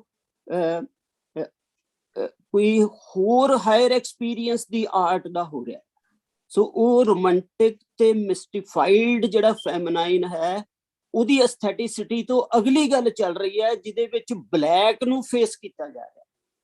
ਸੋ ਇਸ ਕਰਕੇ ਜਮਨਾ ਜਿਹੜੀ ਕਿ ਮਧੂਬਨ ਦੇ ਨਾਲ, ਬ੍ਰਿੰਦਾਵਨ ਦੇ ਨਾਲ ਜੁੜੀ ਹੋਈ ਕ੍ਰਿਸ਼ਨ ਦੀ ਨਦੀ ਹੈ, ਜਿਹਦੇ ਵਿੱਚ ਪਰਸ਼ੀਅਨ ਪੋਇਟਰੀ ਵਾਲਾ ਹੀ ਰੋਮਾਂਸ ਤੇ ਜਿਹੜੀ ਮਿਸਟਿਕ ਐਸਥੈਟਿਕਸ ਆ, ਉਹਦਾ ਮਿਕਸਚਰ ਦਾ ਫਲੇਵਰ ਆ, ਉਹਦੀ ਮਿਊਜ਼ਿਕੈਲਿਟੀ ਆ। ਸੋ ਉਹ ਮਿਊਜ਼ਿਕੈਲਿਟੀ ਬਲੈਕ ਦੀ ਡਾਇਮੈਂਸ਼ਨ ਦੇ ਵਿੱਚ ਜਾਣ ਤੋਂ ਸ਼ਾਇਰਾਂ ਨੂੰ ਜਿਹੜਾ ਆ ਉਹ ਵਿਘਨਕਾਰੀ ਸਾਬਤ ਹੋ ਰਹੀ ਹੈ। ਸੋ ਜਮਨਾ ਦਾ ਸਿੰਬਲ ਜਿਹੜਾ ਇਹ ਬਣਦਾ ਹੈ। ਸੋ ਇਸ ਕਰਕੇ ਇਹ ਨੁਕਤਾ ਸਮਝਣਾ ਚਾਹੀਦਾ ਕਿ ਜ਼ਫਰਨਾਮਾ ਇਸ ਐਕਸਪੀਰੀਅੰਸ ਦੇ ਵਿੱਚ ਜਿਹੜਾ ਆ ਉਹ ਪਲੇਸ ਕੀਤਾ ਗਿਆ। ਸੋ ਇਹ ਨੁਕਤਾ ਵੀ ਜਿਹੜਾ ਅਸੀਂ ਦੇਖਾਂਗੇ ਤਾਂ ਸਾਨੂੰ ਉਹਦੀ ਫਾਰਮ ਜਿਹੜੀ ਹੈ ਸਮਝ ਆਏਗੀ। ਸੋ ਤੀਜਾ ਨੁਕਤਾ ਜਿਹੜਾ ਮੇਰੇ ਸਾਹਮਣੇ, ਅੱਛਾ ਦੂਜਾ ਇਹਦੇ ਵਿੱਚ ਹੈ ਕਿ ਉਹਦੇ ਵਿੱਚ ਬਰਜੀ ਵੀ ਹੈ। ਸੋ ਬਰਜੀ ਤੇ ਪਰਸ਼ੀਅਨ ਦਾ ਐਕਸਪੀਰੀਅੰਸ ਇੱਕੋ ਜਿਹਾ ਮੈਂ ਦਿਖਾ ਰਿਹਾ ਤੁਹਾਨੂੰ। ਸੋ ਬ੍ਰਿੰਦਾਵਨ ਦਾ ਐਕਸਪੀਰੀਅੰਸ ਤੇ ਈਰਾਨ ਦੇ ਵਿੱਚ ਜਿਹੜਾ ਪੀਰੇ ਮੋਗਾਂ ਦਾ ਐਕਸਪੀਰੀਅੰਸ ਆ, ਜਿਹੜਾ ਹਾਫਿਜ਼ ਦੇ ਰਾਹੀਂ ਪੇਸ਼ ਹੁੰਦਾ ਹੈ, ਤੇ ਉਹਦੀ ਮਿਸਟੀਫਾਈਡ ਜਿਹੜੀ ਹਾਫਿਜ਼ ਦੀ ਲੈਂਗੁਏਜ ਜਿਹੜੀ ਆ, ਇਹ ਭਾਵੇਂ ਕਿ ਰੂਮੀ ਵੱਡਾ ਪੋਇਟ ਆ, ਪਰ ਈਰਾਨ ਦੇ ਵਿੱਚ ਹਾਫਿਜ਼ ਦੀ ਲੈਂਗੁਏਜ ਜਿਹੜੀ ਆ ਉਹ ਜ਼ਿਆਦਾ ਈਰਾਨੀਅਨ ਸਪਿਰਿਟ ਨੂੰ ਪੇਸ਼ ਕਰਦੀ। ਤੇ ਜਿਹੜੀ ਮਿਸਟਿਕ ਐਕਸਪੀਰੀਅੰਸ ਦੇ ਨੁਕਤੇ ਤੋਂ ਲੈਂਗੁਏਜ ਦਾ ਜਿਹੜਾ ਫਲੇਵਰ ਆ ਉਹ ਅਤਾਰ ਕੋਲ ਜ਼ਿਆਦਾ ਆ। ਰੂਮੀ ਸਾਹਿਬ ਦੀ ਲੈਂਗੁਏਜ ਜਿਹੜੀ ਆ ਮਸਨਵੀ ਦੇ ਵਿੱਚ ਉਨੀ ਕਮਾਲ ਦੀ ਲੈਂਗੁਏਜ ਨਹੀਂ, ਭਾਵੇਂ ਕਿ ਐਕਸਪੀਰੀਅੰਸ ਉਹਦਾ ਹੀ ਵੱਡਾ ਹੈ। ਸੋ ਤੇ ਉਹਨਾਂ ਦੀ ਜਿਹੜਾ ਦੀਵਾਨ ਆ ਸ਼ਮਸ ਤਬਰੇਜ਼ੀ, ਉਹਦੀ ਲੈਂਗੁਏਜ ਵੀ ਮਸਨਵੀ ਨਾਲੋਂ ਜ਼ਿਆਦਾ ਲਿਰਿਕਲ ਆ, ਤੇ ਉਹਦੇ ਵਿੱਚ ਗੀਤਨੁਮਾ ਮੁਸਲਸਲ ਆਸਪੈਕਟ ਆ ਉਹਨਾਂ ਦੀ ਗਜ਼ਲ ਦੇ ਵਿੱਚ, ਉਹ ਲਿਰਿਕਲ ਆ, ਉਹਦੇ ਵਿੱਚ ਲਿਰਿਸਿਟੀ ਆ। ਪਰ ਫਿਰ ਵੀ ਜਿਹੜਾ ਲੈਂਗੁਏਜ ਦਾ ਫਲੇਵਰ ਆ ਉਹ ਈਰਾਨ ਦੇ ਵਿੱਚ ਦੋ ਬੰਦਿਆਂ ਕੋਲ ਹੀ ਵੱਡਾ ਆ, ਜਿਹੜਾ ਇੱਕ ਹਾਫਿਜ਼ ਸ਼ਿਰਾਜ਼ੀ ਤੇ ਦੂਜਾ ਫਰੀਦੁੱਦੀਨ ਅਤਾਰ। ਸੋ ਫਰੀਦੁੱਦੀਨ ਅਤਾਰ ਨੇ ਹੀ ਆਪਣਾ ਮੌਲਾਨਾ ਰੂਮੀ ਜਦੋਂ ਛੋਟੇ ਸੀ ਆਪਣੇ ਫਾਦਰ ਨਾਲ ਜਾ ਰਹੇ ਸੀ, ਤੇ ਉਹਨਾਂ ਨੇ ਆਪਣੀ ਜਿਹੜੀ ਬੁੱਕ ਹੈ ਮੇਰੇ ਖਿਆਲ ਇਸਰਾਰਨਾਮਾ, ਉਹ ਉਹਨਾਂ ਨੂੰ ਦਿੱਤੀ ਸੀਗੀ ਬਚਪਨ ਦੇ ਵਿੱਚ। ਤੇ ਉਹਨਾਂ ਨੇ ਕਿਹਾ ਆ ਕਿ ਅਤਾਰ ਜਿਹੜਾ ਰੂਮੀ ਸਾਹਿਬ ਨੇ ਸ਼ੇਰ ਲਿਖਿਆ ਕਿ ਅਤਾਰ ਮੇਰੀ ਸਪਿਰਿਟ ਆ, ਤੇ ਮੈਂ ਤੇ ਸਿਨਾਈ ਮੇਰੀਆਂ ਅੱਖਾਂ ਹਨ, ਤੇ ਮੈਂ ਇਹਨਾਂ ਦੋਵਾਂ ਤੋਂ ਬਾਅਦ ਚੋਂ ਆ ਰਿਹਾ। ਸੋ ਉਹਨਾਂ ਨੇ ਉਹਨਾਂ ਦੀ ਵਡਿਆਈ ਨੂੰ ਕਬੂਲਿਆ ਹੋਇਆ। ਸੋ ਇਸ ਨੁਕਤੇ ਤੋਂ ਹੋਰ ਚੀਜ਼ ਇੱਕ ਸਮਝਣ ਵਾਲੀ ਆ ਕਿ ਜਿਹੜੀ ਗੁਲਸ਼ਨੇ ਰਾਜ਼ ਸ਼ਬਸਤਾਰੀ ਦੀ ਕਿਤਾਬ ਆ, ਉਹਨਾਂ ਨੇ ਵੀ ਇਹ ਕਿਹਾ ਆ ਕਿ ਵੀ ਮੈਨੂੰ ਸ਼ਾਇਰੀ ਦੇ ਉੱਤੇ ਉਹ ਅਬੂਰ ਹਾਸਲ ਨਹੀਂ ਆ ਕਿ ਜਿਹੜਾ ਆ 100 ਸੈਂਚੁਰੀਜ਼ ਦੇ ਵਿੱਚ ਇੱਕ ਅਤਾਰ ਆਉਂਦਾ। ਤੇ ਉਹਨਾਂ ਨੇ ਇਹ ਵੀ ਕਿਹਾ ਕਿ ਜੇ ਜਿਹੜੇ ਮਿਸਟਰੀ ਦੇ ਹਜ਼ਾਰਾਂ ਜਿਹੜੇ ਸੰਸਾਰ ਆ ਉਹ ਉਜਾਗਰ ਕਰ ਦਿੱਤੇ ਜਾਣ, ਤਾਂ ਉਹ ਅਤਾਰ ਦੀ ਦੁਕਾਨ ਦਾ ਇੱਕ ਕਿਣਕਾ ਹੀ ਹੈ। ਸੋ ਇੱਕ ਦਾਣਾ ਹੀ ਹੈ। ਸੋ ਅਤਾਰ ਦੀ ਇਹ ਵਡਿਆਈ ਹੈ। ਪਰ ਅਤਾਰ ਦੀ ਲੈਂਗੁਏਜ ਜਿਹੜੀ ਆ ਉਹ ਜ਼ਫਰਨਾਮੇ ਦੀ ਲੈਂਗੁਏਜ ਜਿਹੜੀ ਆ ਉਹ ਉਹਦੇ ਨਾਲੋਂ ਵੀ ਵੱਡੀ ਹੈ। ਤੇ ਜਿਹੜੀ ਇਹਦਾ ਰਾਜ਼ ਜਿਹੜਾ ਆ, ਜੇ ਸਾਨੂੰ ਇਕਬਾਲ ਦੀ ਪੋਇਟਰੀ ਦਾ ਪਤਾ ਹੋਵੇ, ਜਿਹਦੇ ਉੱਤੇ ਖਾਲਸੇ ਦੀ ਜਿਹੜੀ ਫਾਈਟ ਆ ਪੰਜਾਬ ਦੇ ਵਿੱਚ, ਉਹਦਾ ਅਸਰ ਆ ਉਹਦੇ ਮਿਸਟਿਸਿਜ਼ਮ ਦੇ ਉੱਤੇ ਤੇ ਉਹਦੀ ਫਿਲਾਸਫੀ ਦੇ ਉੱਤੇ। ਸੋ ਉਹ ਇਸ ਮਿਸਟਿਸਿਜ਼ਮ ਦੇ ਇਸ ਜਿਹੜਾ ਖਾਲਸਾਈ ਚੜ੍ਹਤ ਦਾ ਜਿਹੜਾ ਇਹ ਜਲਾਲ ਆ, ਇਕਬਾਲ ਜਿਹੜਾ ਆ ਉਹਨੂੰ ਲੱਗਦਾ ਕਿ ਈਰਾਨ ਦੇ ਮਿਸਟਿਸਿਜ਼ਮ ਤੋਂ ਇਹਨੂੰ ਖਤਰਾ ਆ। ਸੋ ਉਹ ਇਸਲਾਮ ਦੇ ਵਿੱਚ ਉਹ ਜਲਾਲ ਪੈਦਾ ਕਰਨਾ ਚਾਹੁੰਦਾ ਹੈ, ਜਿਹਦਾ ਪ੍ਰਭਾਵ ਜਿਹੜਾ ਖਾਲਸਾਈ ਟ੍ਰੈਡੀਸ਼ਨ ਤੋਂ ਜਾ ਰਿਹਾ ਹੈ। ਸੋ ਉਹ ਜਿਹੜਾ ਆ ਇਸ ਕਰਕੇ ਇਕਬਾਲ ਦੀ ਪੋਇਟਰੀ ਦੇ ਅੰਦਰਲਾ ਈਰਾਨ ਨਾਲ ਕੀ ਕ੍ਰਾਈਸਿਸ ਆ, ਜਾਂ ਈਰਾਨ ਨਾਲ ਉਹਦਾ ਕੀ ਡਾਇਲੌਗ ਆ, ਜਾਂ ਉਹ ਹਾਫਿਜ਼ ਨੂੰ ਜਿਹੜਾ ਭੇਡ ਕਿਉਂ ਕਹਿੰਦਾ, ਗੂਸਫੰਦ ਕਹਿੰਦਾ, ਤੇ ਉਹਨੇ ਸ਼ਬਸਤਾਰੀ ਦੇ ਗੁਲਸ਼ਨੇ ਰਾਜ਼ ਦੇ ਅਗੇਂਸਟ ਜਿਹੜਾ ਆ ਉਹਨੇ ਜਦੀਦ ਗੁਲਸ਼ਨੇ ਰਾਜ਼, ਨਵੀਂ ਗੁਲਸ਼ਨੇ ਰਾਜ਼ ਲਿਖੀ ਆ, ਜਿਹਦੇ ਵਿੱਚ ਉਹ ਜਿਹੜਾ ਆ ਉਹ ਅਸਰਸ਼ਨ ਕਰਦਾ ਐਕਸ਼ਨ ਦੀ ਹਿਸਟਰੀ ਦੇ ਵਿੱਚ। ਤੇ ਜਿਵੇਂ ਉਹ ਕਹਿੰਦਾ ਆ, ਉਹ ਮੇਰੇ ਖਿਆਲ ਸ਼ਾਇਦ ਜਾਵੇਦਨਾਮੇ ਚ ਆਉਂਦਾ, ਦਰ ਕਮਰ ਤੇਗੇ ਦਰੂ ਵਾ ਕੁਰਾਨ ਬਦਸਤ, ਵੀ ਲੱਕ ਦੇ ਉੱਤੇ 2 ਤਾਰੀ ਖੰਡਾ ਹੋਣਾ ਚਾਹੀਦਾ ਤੇ ਹੱਥ 'ਚ ਕੁਰਾਨ ਹੋਣੀ ਚਾਹੀਦੀ ਹੈ। ਸੋ ਇਹ ਚੀਜ਼ਾਂ ਉਹਦੇ ਵਿੱਚ ਇਹ ਸਿੱਖ ਟ੍ਰੈਡੀਸ਼ਨ ਤੋਂ ਜਾ ਰਹੀਆਂ ਆ, ਤੇ ਉਹਦਾ ਡਾਇਲੌਗ ਆ ਈਰਾਨ ਦੇ ਨਾਲ। ਜੇ ਜ਼ਫਰਨਾਮੇ ਦੀ ਲੈਂਗੁਏਜ ਨੂੰ ਸਮਝਣਾ ਹੈ ਤੇ ਇਕਬਾਲ ਦੀ ਪੋਇਟਰੀ ਦਾ ਈਰਾਨ ਨਾਲ ਜਿਹੜਾ ਡਾਇਲੌਗ ਆ ਉਹ ਮਦਦ ਕਰ ਸਕਦਾ ਹੈ। ਕਿਉਂ ਗੁਰੂ ਸਾਹਿਬ ਦੇ ਜ਼ਫਰਨਾਮੇ ਦੀ ਭਾਸ਼ਾ ਜਿਹੜੀ ਆ ਉਹ ਹਾਫਿਜ਼ ਵਰਗੀ ਨਹੀਂਗੀ, ਜਾਂ ਨਿਜ਼ਾਮੀ ਹੋਣਾ ਵਰਗੀ ਨਹੀਂਗੀ, ਜਾਂ ਅਤਾਰ ਵਰਗੀ ਨਹੀਂਗੀ, ਤੇ ਰੂਮੀ ਸਾਹਿਬ ਦੀ ਤੇ ਜਿਹੜੀ ਭਾਸ਼ਾ, ਕਿਉਂਕਿ ਅਫਗਾਨਿਸਤਾਨ ਦੇ ਸੀਗੇ, ਉਹਨਾਂ ਦੀ ਭਾਸ਼ਾ ਦੇ ਵਿੱਚ ਉਹਨਾਂ ਫਲੇਵਰ ਨਹੀਂ ਹੈ, ਭਾਵੇਂ ਕਿ ਐਕਸਪੀਰੀਅੰਸ ਉਹਨਾਂ ਦਾ ਵੱਡਾ ਹੀ ਆ, ਤੇ ਉਹਨੂੰ ਕੁਰਾਨ ਵੀ ਕਿਹਾ ਜਾਂਦਾ ਪਰਸ਼ੀਅਨ ਦਾ। ਸੋ ਇਸ ਕਰਕੇ ਜਿਹੜੀ ਉਹ ਲੈਂਗੁਏਜ ਕਿਉਂ ਇਸ ਤਰ੍ਹਾਂ ਦੀ ਬਣ ਰਹੀ ਹੈ। ਸੋ ਇਕਬਾਲ ਨੇ ਜਿਹੜਾ ਆ ਉਹ ਜਿਹੜਾ ਆ ਜਦੋਂ ਗੈਟੇ ਨੇ ਹਾਫਿਜ਼ ਤੋਂ ਮੁਤਾਸਰ ਹੋ ਕੇ, ਜਿਹੜਾ ਜਰਮਨ ਦਾ ਰਾਈਟਰ ਗੈਟੇ, ਉਹਨੇ ਹਾਫਿਜ਼ ਤੋਂ ਮੁਤਾਸਰ ਹੋ ਕੇ ਜਿਹੜਾ ਈਸਟ ਵੈਸਟਰਨ ਦੀਵਾਨ ਲਿਖਿਆ, ਤਾਂ ਉਹਦਾ ਜਵਾਬ ਜਿਹੜਾ ਇਕਬਾਲ ਨੇ ਪਿਆਮੇ ਮਸ਼ਰਕ ਦੇ ਰਾਹੀਂ ਦਿੱਤਾ ਪਰਸ਼ੀਅਨ ਵਾਲੇ 'ਚ। ਸੋ ਉਹਦੇ ਵਿੱਚ ਵੀ ਉਹ ਜਿਹੜਾ ਆ ਉਹ ਹਾਫਿਜ਼ ਦੇ ਉਸ ਅਸਰ ਕਰਕੇ ਉਹਦੀ ਮਿਸਟੀਫਿਕੇਸ਼ਨ ਨੂੰ, ਜਿਹੜੀ ਅਸਰਸ਼ਨ ਆ ਹਿਸਟਰੀ ਦੇ ਵਿੱਚ ਖੁਦੀ ਦੀ, ਉਹਦੇ ਨਾਲ ਜੋੜਦਾ ਹੈ। ਸੋ ਇਹਦਾ ਮਤਲਬ ਇਕਬਾਲ ਦੇ ਕੋਲ ਇੱਕ ਡਾਇਲੌਗ ਪਿਆ ਜਿਹਦੇ ਵਿੱਚ ਜਲਾਲ ਜਿਹੜਾ ਆ ਉਹ ਕਿਸ ਤਰ੍ਹਾਂ ਰਹੱਸ ਦੇ ਨਾਲ ਤੇ ਲੈਂਗੁਏਜ ਦੇ ਕ੍ਰੀਏਟਿਵ ਫੈਮਨਾਈਨ ਦੇ ਨਾਲ ਡੋਮੀਨੇਟ ਕਰੇ, ਤੇ ਕੁਰਾਨ ਦਾ ਜਿਹੜਾ ਪੈਗੰਬਰੀ ਸੱਚ ਹੈ ਉਹ ਹਿਸਟਰੀ ਦੇ ਵਿੱਚ ਉਤਰੇ। ਸੋ ਇਹ ਡਾਇਲੌਗ ਇਕਬਾਲ ਦੇ ਵਿੱਚ ਪਿਆ, ਤੇ ਇਹ ਉਹਨੇ ਸਿੱਖ ਟ੍ਰੈਡੀਸ਼ਨ ਦੇ ਤੋਂ ਮੁਤਾਸਰ ਹੋ ਕੇ ਜਗਾਇਆ। ਸਾਨੂੰ ਜਾਵੇਦਨਾਮੇ ਦੇ ਸੱਚ ਨੂੰ ਸਮਝਣ ਲਈ ਇਹ ਡਾਇਲੌਗ ਨੂੰ ਸਮਝਣਾ ਚਾਹੀਦਾ ਆ। ਤੇ ਇਕਬਾਲ ਦੀ ਪਰਸ਼ੀਅਨ ਜਿਹੜੀ ਆ, ਜਾਂ ਇਕਬਾਲ ਦੀ ਜਿਹੜੀ ਲੈਂਗੁਏਜ ਆ, ਬਾਂਗੇ ਦਰਾ ਦੇ ਵਿੱਚ ਉਹਦੀ ਜਿਹੜੀ ਪਹਿਲੀ ਉਰਦੂ ਦੀ ਕਿਤਾਬ ਆ, ਉਹਦੇ 'ਚ ਬਹੁਤ ਲਿਰਿਕਲ ਆ, ਤੇ ਉਹ ਕ੍ਰੀਏਟਿਵ ਫੈਮਨਾਈਨ ਦੀਆਂ ਸ਼ਰਤਾਂ ਨੂੰ ਪੂਰੀਆਂ ਕਰਦੀ ਆ।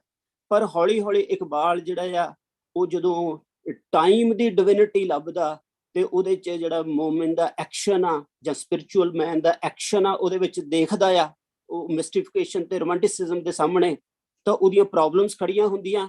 ਉਹ ਰੋਮਾਂਟਿਕ ਤੇ ਕ੍ਰੀਏਟਿਵ ਲਿਰਿਸਿਟੀ ਨੂੰ ਛੱਡ ਕੇ ਉਹ ਜ਼ਰਬੇ ਕਲੀਮ ਤੱਕ ਜਾਂਦਾ ਹੋਇਆ, ਉਹਦੀ ਆਵਾਜ਼ ਜਿਹੜੀ ਆ ਉਹ ਫੋਰਮ ਦੀ ਨਿਸ਼ਚਿਤਤਾ ਵੱਲ ਚਲ ਜਾਂਦੀ ਆ, ਅਨਿਸ਼ਚਿਤਤਾ ਤੋਂ। ਸੋ ਰੋਮਾਂਟਿਸਿਜ਼ਮ ਤੇ ਮਿਸਟਿਸਿਜ਼ਮ ਜਿਹੜਾ ਆ ਇਹ ਅਨਿਸ਼ਚਿਤਤਾ ਵੱਲ ਲੈ ਕੇ ਜਾਂਦਾ, ਤੇ ਜਿਹੜੀ ਇੱਕ ਕ੍ਰੀਏਟਿਵ ਅਸਰਸ਼ਨ ਆ ਸਪਿਰਿਚੁਅਲਿਟੀ ਦੀ ਟਾਈਮ ਦੇ ਵਿੱਚ, ਉਹ ਉਹਨੂੰ ਉਸ ਐਬਸਟ੍ਰੈਕਸ਼ਨ ਤੋਂ ਬਚਾ ਕੇ ਉਹਦੀ ਆਕਾਰ ਨੂੰ ਸਥੂਲ ਕਰਦੀ ਆ। ਤੇ ਉਹ ਸਥੂਲ ਜਿਹੜਾ ਆ ਉਹ ਟ੍ਰਾਂਸਪੇਰੈਂਟਲੀ ਸਥੂਲ ਹੁੰਦਾ, ਉਹ ਸਥੂਲ ਅਨਿਸ਼ਚਿਤਤਾ ਦੇ ਸਾਰੀਆਂ ਸ਼ਰਤਾਂ ਨੂੰ ਆਪਣੇ ਵਿੱਚ ਹਜਮ ਕਰਕੇ ਬਣਿਆ ਨਿਸ਼ਚਿਤ ਹੁੰਦਾ ਹੈ। ਸੋ ਉਹ ਥਰਡ ਕੌਨਸ਼ੀਅਸਨੈਸ ਦੇ ਚੌਥੇ ਪਦ ਦੀ ਰਿਅਲਾਈਜੇਸ਼ਨ। ਸੋ ਗੁਰੂ ਸਾਹਿਬ ਦੇ ਵਿੱਚ ਜਿਹੜੀ ਲੈਂਗੁਏਜ ਆ ਜ਼ਫਰਨਾਮੇ ਦੀ, ਉਹ ਸਥੂਲਤਾ ਵੱਲ ਵੱਧ ਰਹੀ ਹੈ ਲੈਂਗੁਏਜ। ਸੋ ਉਹਦੇ ਵਿੱਚ ਜਿਹੜੀ ਹੈ ਸਹੰਸਰਨਾਮੇ ਦੀ ਟ੍ਰੈਡੀਸ਼ਨ ਆ, ਜਿਵੇਂ ਕਿ ਤੁਸੀਂ ਗਜ਼ਾਲੀ ਦੀ ਕਿਤਾਬ ਵੀ ਹੈਗੀ ਆ ਨੇਮਿੰਗ ਦੇ ਉੱਤੇ। ਸੋ ਭਾਰਤੀ ਟ੍ਰੈਡੀਸ਼ਨ ਦੇ ਵਿੱਚ ਵੀ ਸਹੰਸਰਨਾਮਾ ਟ੍ਰੈਡੀਸ਼ਨ ਆ। ਸੋ ਗੁਰੂ ਸਾਹਿਬ ਦੀ ਲੈਂਗੁਏਜ ਜਿਹੜੀ ਆ ਉਹ ਨੇਮਿੰਗ ਦੀ ਟ੍ਰੈਡੀਸ਼ਨ ਦੇ ਵਿੱਚ ਆ। ਉਹਦੀ ਦਾਸਤਾਨ ਜਿਹੜੀ ਆ ਉਹ ਇਹ ਫਿਰਦੌਸੀ ਵਰਗੀ ਦਾਸਤਾਨ ਨਹੀਂ ਹੈ।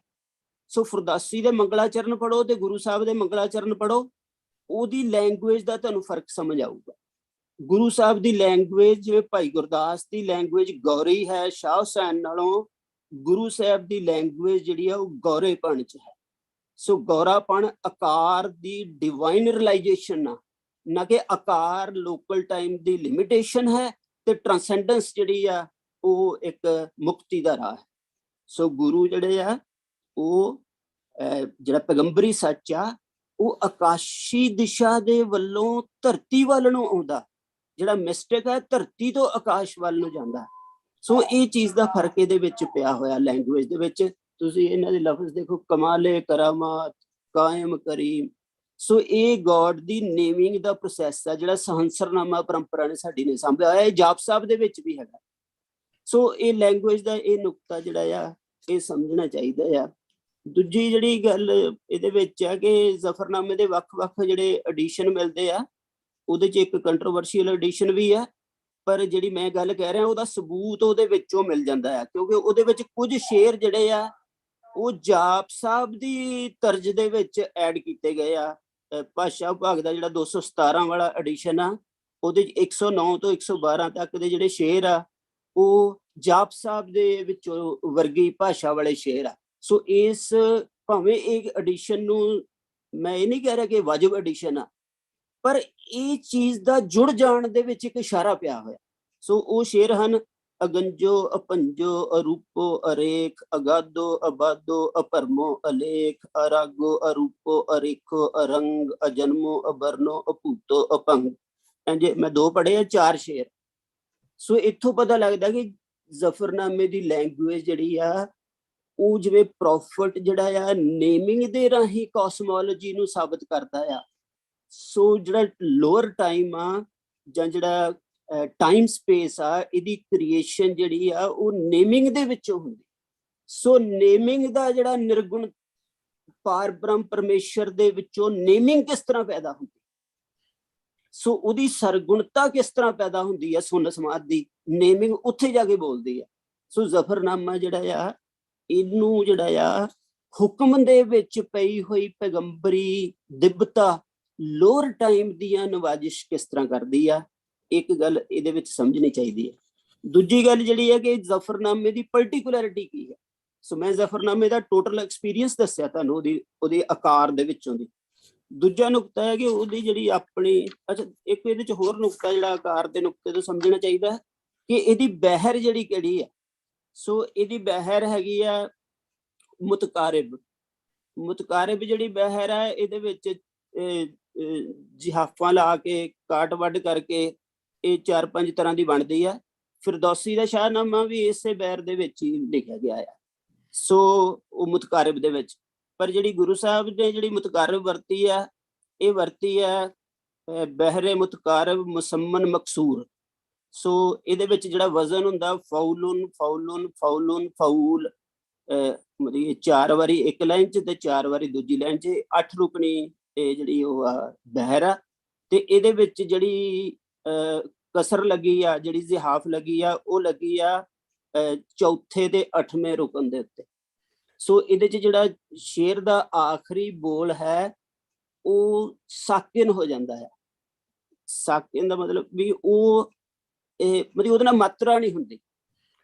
ਸੋ ਜਿਵੇਂ ਕਿ ਸ਼ਲੋਕ ਦੇ ਜਿਹੜਾ ਆ ਉਹਦੇ ਵਿੱਚ 13 ਜਮਾ 11 ਮਾਤਰਾ ਹੁੰਦੀਆਂ ਤੇ ਆਖਰੀ ਜਿਹੜਾ ਆ ਉਹ ਲਘੂ ਹੁੰਦਾ, ਉਹਦੇ ਨਾਲ ਮਾਤਰਾ ਨਹੀਂ ਹੁੰਦੀ। ਸੋ ਇਹਦਾ ਵੀ ਬੜਾ ਵੱਡਾ ਰਾਜ਼ ਆ ਜਿਹੜੇ ਬੰਦੇ ਨੂੰ ਪੋਇਟਿਕਸ ਦੀ ਸਮਝ ਆ ਕਿ ਆਖਰੀ ਲਫ਼ਜ਼ ਜਿਹੜਾ ਆ ਉੱਤੇ ਮਾਤਰਾ ਨਾ ਹੋਣਾ ਉਹਦੀ ਡਿਵਾਈਨ ਸਿੰਗੂਲੈਰਿਟੀ ਹੁੰਦੀ ਆ। ਜਿਵੇਂ ਪ੍ਰੋਫਿਟ ਦੀ ਡਿਵਾਈਨ ਸਿੰਗੂਲੈਰਿਟੀ ਹੁੰਦੀ ਆ। ਜਿਵੇਂ ਡੱਲਾ ਜਦੋਂ ਗੁਰੂ ਸਾਹਿਬ ਨੂੰ ਸਰਸੇ ਦੇ ਵਿੱਚ ਛੱਡ ਗਿਆ ਸੀਗਾ ਤਾਂ ਉਦੋਂ ਇੱਕ ਫਕੀਰ ਨੇ ਕਿਹਾ ਸੀਗਾ, ਗੁਰੂ ਸਾਹਿਬ ਨੇ ਆਵਾਜ਼ ਮਾਰੀ ਡੱਲੇ ਨੂੰ ਤੇ ਫਕੀਰ ਨੇ ਬਾਹਰੋਂ ਕਿਹਾ ਸੀ, ਡੱਲਾ ਨਾ ਮੱਲਾ ਗੁਰੂ ਇਕੱਲਾ। ਸੋ ਉਹ ਇਕੱਲੇ ਦਾ ਮਤਲਬ ਟਾਈਮ ਦੇ ਵਿੱਚ ਇਕੱਲਾ ਨਹੀਂ ਗਾ, ਮਤਲਬ ਉਹ ਕੋਈ ਐ ਨਹੀਂ ਬੰਦਿਆਂ ਤੋਂ ਵਿਛੁੰਨਿਆ ਹੋਇਆ। ਸੋ ਗੁਰੂ ਡਿਵਾਈਨ ਸਿੰਗੂਲੈਰਿਟੀ ਦੇ ਵਿੱਚ ਰਹਿੰਦਾ ਹੈ। ਸੋ ਟੋਟਲ ਟਾਈਮ ਉਹਦੇ ਅਧੀਨ ਰਹਿੰਦਾ, ਇਹਦਾ ਮਤਲਬ ਇਹ ਹੁੰਦਾ। ਸੋ ਜ਼ਫਰਨਾਮੇ ਦੀ ਬਹਿਰ ਦੇ ਵਿੱਚ ਇਹਦਾ ਇਸ਼ਾਰਾ ਹੈ। Professor Saab, kindly sum up quickly now.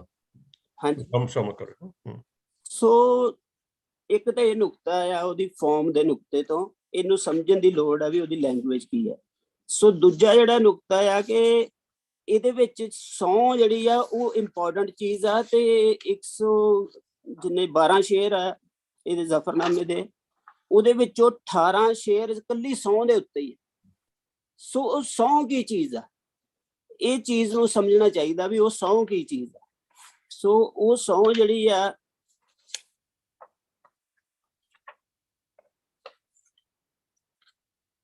ਇਸਲਾਮ ਦੇ ਵਿੱਚ 4 ਤਰ੍ਹਾਂ ਦੀ ਸਹੁੰ ਹੁੰਦੀ ਆ, ਵਾਜਿਬ, ਮੁਸਤਹਾਬ, ਮਕਰੂਹ ਤੇ ਹਰਾਮ। ਸੋ ਇਹ ਜਿਹੜੀ ਸਹੁੰ ਹੈ ਇਹ ਕੁਰਾਨ ਦੇ ਉੱਤੇ ਲਿਖੀ ਗਈ ਹੈ, ਜਿਹਦੇ ਵਿੱਚ ਕਿ ਜਿਹੜਾ ਉਹਨਾਂ ਦਾ ਜ਼ਿਕਰ ਕੀਤਾ ਗਿਆ। ਪਿਆਰਾ ਸਿੰਘ ਪਦਮ ਨੇ ਦੱਸਿਆ ਕਿ ਇਹਦੀ ਵਿਆਖਿਆ ਕੀਤੀ ਪਿਆਰਾ ਸਿੰਘ ਪਦਮ ਨੇ, ਜਿਹਨੂੰ ਜਿਹੜੀਆਂ ਜ਼ਫਰਨਾਮੇ ਦੇ 3 ਕਿਤਾਬਾਂ ਜਿਹੜੀਆਂ ਚੰਗੀਆਂ ਵਿਆਖਿਆ ਵਾਲੀਆਂ ਲਿਖੀਆਂ ਗਈਆਂ, ਇੱਕ ਸੁਖਦਿਆਲ ਦੀ ਹੈ ਜ਼ਫਰਨਾਮਾ ਇਤਿਹਾਸਕ ਅਤੇ ਰਾਜਨੀਤਿਕ ਸੰਦਰਭ ਵਿੱਚ, ਦੂਜੀ ਜਿਹੜੀ ਹੈ ਫਿਨਿਚ ਦੀ ਹੈ ਦ ਸਿੱਖ ਜ਼ਫਰਨਾਮਾ ਆਫ ਗੁਰੂ ਗੋਬਿੰਦ ਸਿੰਘ, ਤੀਜੀ ਜਿਹੜੀ ਹੈ ਮਹਿਬੂਬ ਦੀ ਹੈ ਜ਼ਫਰਨਾਮਾ। ਸੋ ਇਹਨਾਂ 3 ਕਿਤਾਬਾਂ ਦੇ ਵਿੱਚ ਜਿਹੜਾ ਉਹ ਸਹੁੰ ਜਿਹੜੀ ਆ ਉਹ ਵਿਅਕਤੀਗਤ ਬਣਾ ਦਿੱਤੀ ਗਈ ਹੈ। ਸੋ ਇਹ ਵਿਅਕਤੀਗਤ ਸਹੁੰ ਨਹੀਂ ਹੈ, ਕਿਉਂਕਿ ਉਹ ਕੁਰਾਨ ਦੇ ਉੱਤੇ ਲਿਖੀ ਹੋਈ ਸਹੁੰ ਹੈ। ਸੋ ਇਸ ਕਰਕੇ ਜਿਹੜਾ ਆ ਇਹਨੂੰ ਇਹਦੇ ਨਾਲ ਸੋਚਣਾ ਚਾਹੀਦਾ ਆ। ਜਿਹੜਾ ਭੀਖਣ ਸ਼ਾਹ ਨੇ 2 ਕਟੋਰੇ ਰੱਖੇ ਸੀਗੇ ਕਿ ਗੁਰੂ ਸਾਹਿਬ ਕਿੰਨਾ ਚੋਹਾਂ, ਤੇ ਗੁਰੂ ਸਾਹਿਬ ਤੀਜਾ ਕਟੋਰਾ ਮੰਗਵਾਉਂਦੇ ਆ ਫਿਰ ਦੋਹਾਂ ਤੇ ਹੱਥ ਰੱਖ ਕੇ। ਇੰਝ ਹੀ ਗਾਂ ਦੀ ਸਹੁੰ ਤੇ ਕੁਰਾਨ ਦੀ ਸਹੁੰ ਇਕੱਠੀ ਖਾਧੀ ਜਾਂਦੀ ਹੈ ਤੇ ਦੋਵਾਂ ਸਹੁੰਆਂ ਟੁੱਟਦੀਆਂ। ਸੋ ਉਸ ਸਹੁੰ ਤੋਂ ਪਾਰ ਕਿਸ ਤਰ੍ਹਾਂ ਕੀਤਾ ਗਿਆ ਗੁਰੂ ਸਾਹਿਬ ਨੇ, ਇਸ ਚੀਜ਼ ਦੇ ਉੱਤੇ ਮਸਲਾ ਹੈ। ਸੋ ਇਸ ਕਰਕੇ ਸੋ ਇਹਨੂੰ ਜਿਹੜਾ ਥੋੜਾ ਇਸ ਨੁਕਤੇ ਤੋਂ ਸੋਚਣਾ ਚਾਹੀਦਾ ਆ ਕਿ ਔਰੰਗਜ਼ੇਬ ਨੇ ਜਿਹੜੀ ਸਹੁੰ ਲਿਖੀ ਉਹਦੇ ਚ ਉਹਨੇ ਇਹ ਲਿਖਿਆ ਕਿ ਜਿਹੜੀ ਇਹ ਸਾਰੇ ਬਰਾੜ ਕੌਮ ਹੈ ਮੇਰੇ ਅਧੀਨ ਹੈ।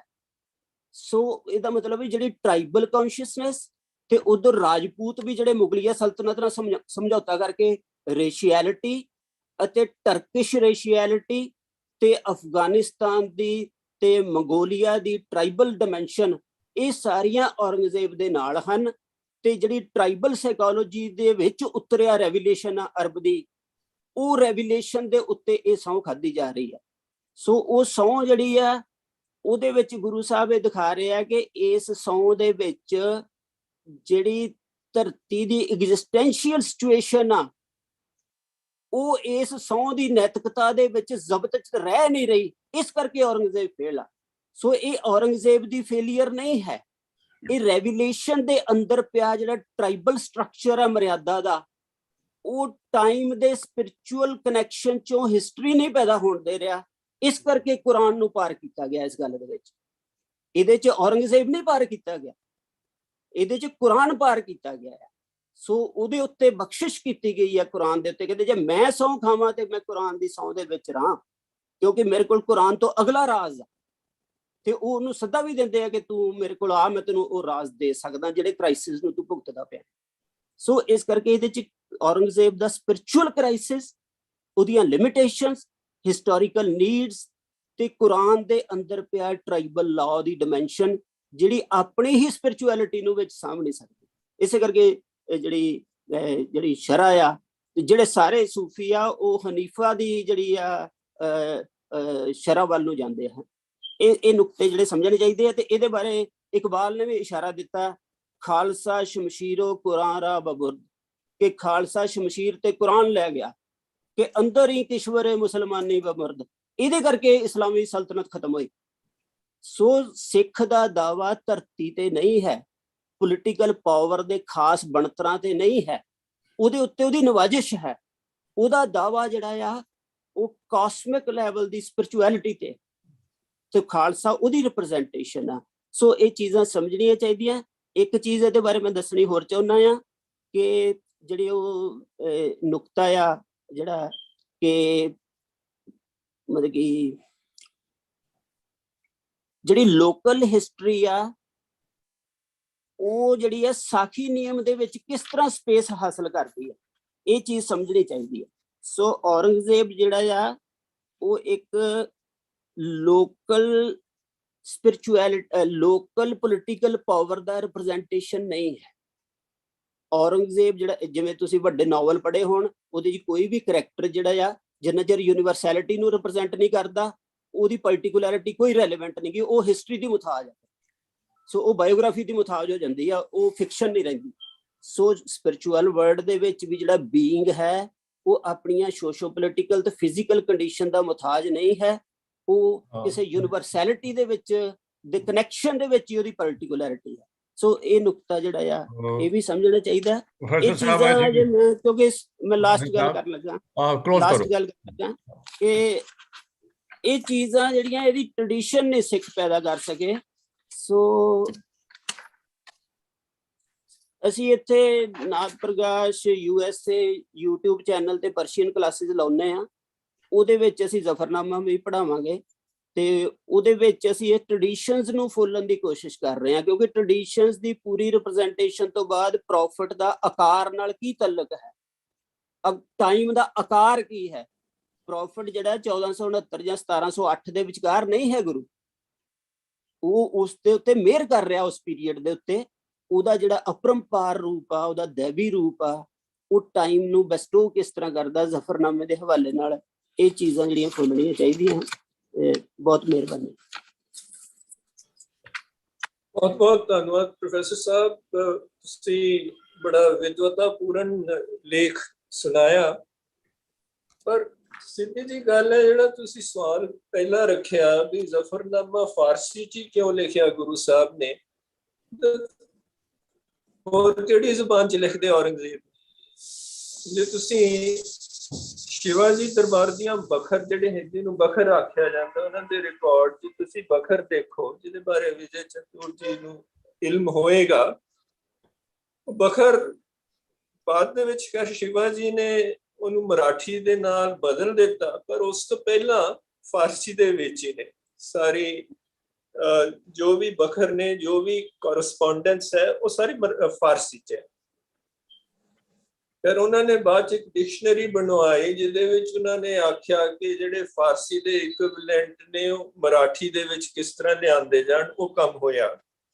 ਸੋ ਇੱਕ ਤਾਂ ਇਹ ਚੀਜ਼ ਹੈ। ਦੂਜੀ ਚੀਜ਼ ਇਹ ਹੈ ਵੀ ਕੋਈ ਵੀ ਵੱਡਾ ਟੈਕਸਟ, ਮਹਾਨ ਟੈਕਸਟ ਜਿਹੜਾ ਹੈਗਾ, ਉਹ ਤਾਂ ਹੀਰੇ ਦੀ ਤਰ੍ਹਾਂ ਹੁੰਦਾ, ਜਿਸ ਤੇ ਕਈ ਫੇਸਟ ਹੁੰਦੇ ਨੇ। ਤੁਸੀਂ ਕੁਝ ਫੇਸਟ ਸਾਹਮਣੇ ਰੱਖੇ, ਵਿਜੇ ਜੀ ਨੇ ਕੁਝ ਫੇਸਟ ਸਾਹਮਣੇ ਰੱਖੇ, ਸਰਨਾ ਜੀ ਨੇ ਕੁਝ ਫੇਸਟ ਸਾਹਮਣੇ ਰੱਖੇ। ਸੋ ਇਹ ਮਹਾਨ ਟੈਕਸਟ ਦੀ ਇੱਕ ਖੂਬੀ ਹੈ ਕਿ ਤੁਸੀਂ ਉਸ ਨੂੰ ਜਿਸ ਤਰ੍ਹਾਂ ਵੀ ਲੈਣਾ ਚਾਹੋ ਉਸ ਤਰ੍ਹਾਂ ਹੀ ਤੁਸੀਂ ਲੈ ਸਕਦੇ ਹੋ। ਉਹ ਤਾਂ ਹੈ ਕਿ ਆਪ ਆਪਣੀ ਬੁੱਧ ਹੈ ਜੇਤੀ ਬਰਨਤ ਭਿੰਨ ਭਿੰਨ ਤੋਹੇ ਤੇਤੀ। ਬਾਕੀ ਤਾਂ ਹੁਣ ਇਕਬਾਲ ਦਾ ਤੇ ਕੋਈ ਜ਼ਫਰਨਾਮੇ ਦੇ ਨਾਲ ਮੇਰੇ ਖਿਆਲ ਦੇ ਵਿੱਚ ਇਹਦਾ ਕੋਈ ਤਾਲੁਕ ਹੈ ਨਹੀਂ, ਕਿਉਂਕਿ ਇਕਬਾਲ ਜਿਹੜਾ ਹੈਗਾ ਅਲ ਗਜ਼ਾਲੀ ਦੀ ਫਿਲਾਸਫੀ ਤੇ ਫਰੀਡਰਿਖ ਨੀਚੇ ਦੀ ਪਿਓਂਦ ਹੈ। ਹੁਣ ਅਲ ਗਜ਼ਾਲੀ ਤੇ ਫਰੀਡਰਿਖ ਨੀਚੇ ਦੀ ਪਿਓਂਦ ਨੂੰ ਤੁਸੀਂ ਜ਼ਫਰਨਾਮੇ ਨਾਲ ਜਾਂ ਗੁਰੂ ਸਾਹਿਬ ਦੇ ਫਲਸਫੇ ਦੇ ਨਾਲ ਜੋੜ ਸਕਦੇ ਹੋ। ਬਾਕੀ ਤਾਂ ਜਿਵੇਂ ਹੈਗਾ ਕਿ ਆਪੋ ਆਪਣੀ ਸੋਚ ਹੈ, ਤੁਸੀਂ ਉਸ ਸੋਚ ਦੇ ਮੁਤਾਬਕ ਜਿੱਥਾਂ ਵੀ ਕਰਦੇ ਹੋ ਕਰ ਲਓ। ਪਰ ਮੇਰੇ ਖਿਆਲ ਦੇ ਵਿੱਚ ਉਹ ਇੱਥੇ ਲਾਗੂ ਨਹੀਂ ਹੋਏਗਾ, ਕਿਉਂਕਿ ਜੋ ਗੁਰੂ ਸਾਹਿਬ ਦਾ ਉਹਨਾਂ ਦੀ ਜਿਹੜੀ ਬ੍ਰਹਮੰਡੀ ਚੇਤਨਾ ਹੈਗੀ, ਉਸ ਦਾ ਅਲ ਗਜ਼ਾਲੀ ਦੇ ਨਾਲ ਜਾਂ ਨੀਚੇ ਦੇ ਨਾਲ ਕੋਈ ਤਾਲੁਕ ਹੈ ਨਹੀਂ। ਅਸੀਂ ਇਹ ਆਪ ਮੰਨ ਸਕਦੇ ਹਾਂ ਕਿ ਗੁਰੂ ਸਾਹਿਬ ਖੁਦ ਸੁਪਰਮੈਨ ਸੀਗੇ ਜਿਹਦੀ ਨੀਚੇ ਗੱਲ ਕਰਦਾ। ਤੇ ਉਹ ਇਕਬਾਲ ਜਿਹੜਾ ਸੀਗਾ, ਇਕਬਾਲ ਹੁਣ ਤੁਸੀਂ ਦੇਖੋ ਵੀ ਇੱਕ ਪਾਸਿਓਂ ਇਸਲਾਮ ਦਾ ਜਿਹੜਾ ਉਹਦਾ ਸੀ ਫਲਸਫਾ, ਉਹ ਅਲ ਗਜ਼ਾਲੀ ਵਾਲਾ, ਕਿ ਜਿਸ ਦੇ ਵਿੱਚ ਉਹ ਕਹਿੰਦਾ ਹੈ ਕਿ ਜਿਹੜਾ ਫੇਥ ਹੈ ਉਹ ਰੀਜ਼ਨ ਦੇ ਉੱਪਰ ਹਾਵੀ ਹੈ, ਰੀਜ਼ਨ ਨਾਲ ਤੁਸੀਂ ਅੱਗੇ ਨਹੀਂ ਜਾ ਸਕਦੇ। ਪਰ ਸਾਡੇ ਇਸ ਤੇ ਜਿਹੜੀ ਸਾਡੀ ਸਿੱਖ ਫਿਲਾਸਫੀ, ਉਹਦੇ ਵਿੱਚ ਰੀਜ਼ਨ ਨੂੰ ਤੇ ਕਿਤੇ ਵੀ ਨਹੀਂ ਨਕਾਰਿਆ ਗਿਆ। ਅਕਲੀ ਸਾਹਿਬ ਸੇ ਵੀ ਇਹੀ ਆਖਿਆ ਗਿਆ। ਸੋ ਉਹ ਠੀਕ ਹੈ। ਮਤਲਬ ਹੁਣ ਜੋ ਫਾਰਸੀ ਦੇ ਵਿੱਚ ਲਿਖਿਆ ਹੈ ਗੁਰੂ ਸਾਹਿਬ ਨੇ, ਤੇ ਫਾਰਸੀ ਦੇ ਵਿੱਚ ਹੁਣ ਜਿਹੜੀ ਫਾਰਸੀ ਦੀ ਲਿਟਰੇਰੀ ਟ੍ਰੈਡੀਸ਼ਨ ਹੈ, ਉਹਦੇ ਨਾਲ ਤਾਂ ਉਸ ਦੇ ਕੰਟੈਕਸਟ ਦੇ ਵਿੱਚ ਵੀ ਤੁਸੀਂ ਰੱਖ ਕੇ ਦੇਖ ਸਕਦੇ ਹੋ। ਹੁਣ ਜਿਸ ਤਰ੍ਹਾਂ ਮੈਂ ਸ਼ੁਰੂ ਦੇ ਵਿੱਚ ਹੀ ਆਖਿਆ ਸੀਗਾ ਵੀ ਸਬਕੇ ਹਿੰਦੀ, ਈਰਾਨ ਵਾਲੇ ਵੀ ਇਸ ਨੂੰ ਮੰਨਦੇ ਨੇ ਕਿ ਜਿਹੜੇ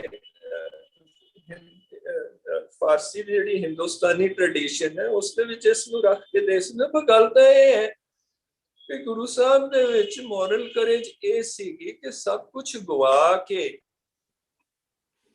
ਆਪਣੇ 4 ਬੱਚਿਆਂ ਨੂੰ ਗਵਾ ਕੇ, ਸਾਰਾ ਪਰਿਵਾਰ ਗਵਾ ਕੇ, ਉਹ ਫੇਰ ਵੀ ਔਰੰਗਜ਼ੇਬ ਨੂੰ ਇਸ ਕਿਸਮ ਦਾ ਇੱਕ ਖਤ ਭੇਜ ਸਕਦੇ।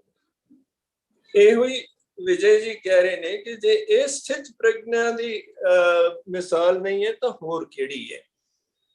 ਤੋ ਇਸ ਕਰਕੇ ਜ਼ਫਰਨਾਮੇ ਨੂੰ ਜੇ ਤੁਸੀਂ ਗੁਰੂ ਸਾਹਿਬ ਦੇ ਪੂਰੀ ਜ਼ਿੰਦਗੀ ਦੇ ਕੰਟੈਕਸਟ ਵਿੱਚ ਦੇਖਣਾ, ਦੇਖ ਸਕਦੇ ਹੋ ਤੁਸੀਂ ਉਸ ਨੂੰ।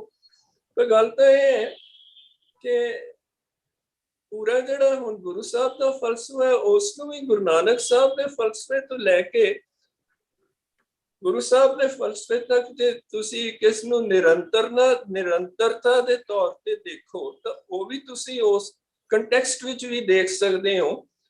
ਜਿਸ ਤਰ੍ਹਾਂ ਰਾਮਚੰਦਰ ਗਾਂਧੀ ਫਿਲਾਸਫਰ ਜਿਹੜੇ ਸੀਗੇ ਉਹਨਾਂ ਨੇ ਮੇਰੇ ਨਾਲ ਗੱਲ ਕਰਦੇ ਹੋਏ ਇੱਕ ਵਾਰੀ ਆਖਿਆ ਕਿ I find it fascinating the way Sikhism